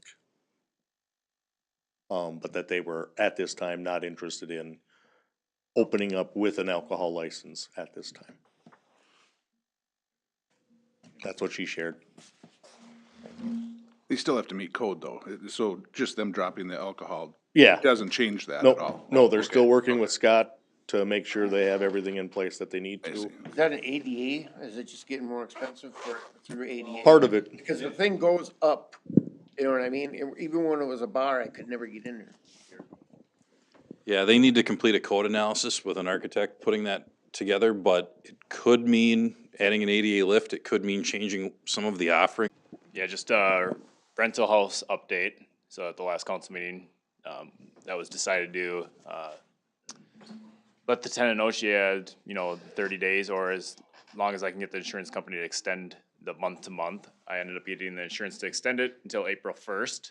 It was nice. I actually had 5 days in a row of not able to, talk to the renter.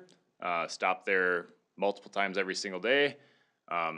She was actually ended up being sick. I talked to Jim and we figured out what was going on. So it was actually almost a week after the council made that decision. Long story short, it was nice. I talked to Patrick from the New Prague Times. He actually held the story, so I didn't want that to get out before I was able to talk to her.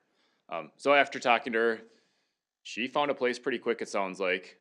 Yep, So she's she'll be in. moving within the next month, it sounds. January After 1st. over the next month, I talked to her today. She thinks over the next month she'll be moving. So she'll be out before that April 1st. But she just asked, a few items that she could maybe move throughout January, and which will not be an issue. She's been there for 35 plus years. We can accommodate and help her out a little bit. So it ended up going really well, and she ended up finding a place which was ideal. And then she doesn't have to worry about it as much over Christmas. And the family was kind of concerned, her daughter. So we got her in there, and then her daughter, throughout the month of January, probably able to pick it out. I know they had a lot of antiques, or something like that, and, but January 1st, she'll have to move in because we can't save apartments, so. Okay. But we're all worked out really good, Matt's taking care of it. Once she's out, Matt, what's the plan? Are you gonna board it up or is it, obviously it's not in the budget to tear down this year, but. Yeah, that'll have to be discussed on if we can find money and how much it would cost exactly. I'm gonna get some quotes on how much it's gonna cost. So I can bring that to the council and see if there's an area. I would like to have it torn down as soon as possible so we don't have issues. Can your brother use it though for training purposes or? Well, it's full of asbestos. It is, okay. Yeah, the siding, we've done asbestos test on it. There's a lot of houses that have asbestos in New Prague, but yeah, when it comes to demoing it or training. Or burning. I'm trying to speak for you, but I'm pretty sure you cannot do that, right, Steve? We can't burn it, but we could train in it other than burning it, unless the asbestos is abated. Yeah, so we'd be going down the route of. Tearing down. Yep. Okay. So once I get some prices put together, and we'll bring that to the council and talk with Josh to see if he can find some money in 2023. Mm-hmm. Good. I usually just ask Robin and she finds it for me, so. No, we're so fortunate it worked out the way it did, because we're not gonna have an apartments open come spring. So she got in January and it's gonna work good. Chief, you have anything? Kurt? Okay, thank you for coming tonight, both of you. Thank you. So with that, I take a motion to adjourn. So moved. Second. Okay, there's been a motion by Rick, seconded by Sean. All in favor, say aye. Aye. Opposed, motion carries. Thank you. All right, good job, guys. Have a good Christmas. I'm gonna be in Yes, Virginia. Merry Christmas, everybody. You're not gonna be at the December meeting? No, he graduates fire academy right before that, and Merry Christmas to you. yeah, so, yeah, same to you. Driving or flying? Flying, Oh, yeah. flying. I'd like to drive.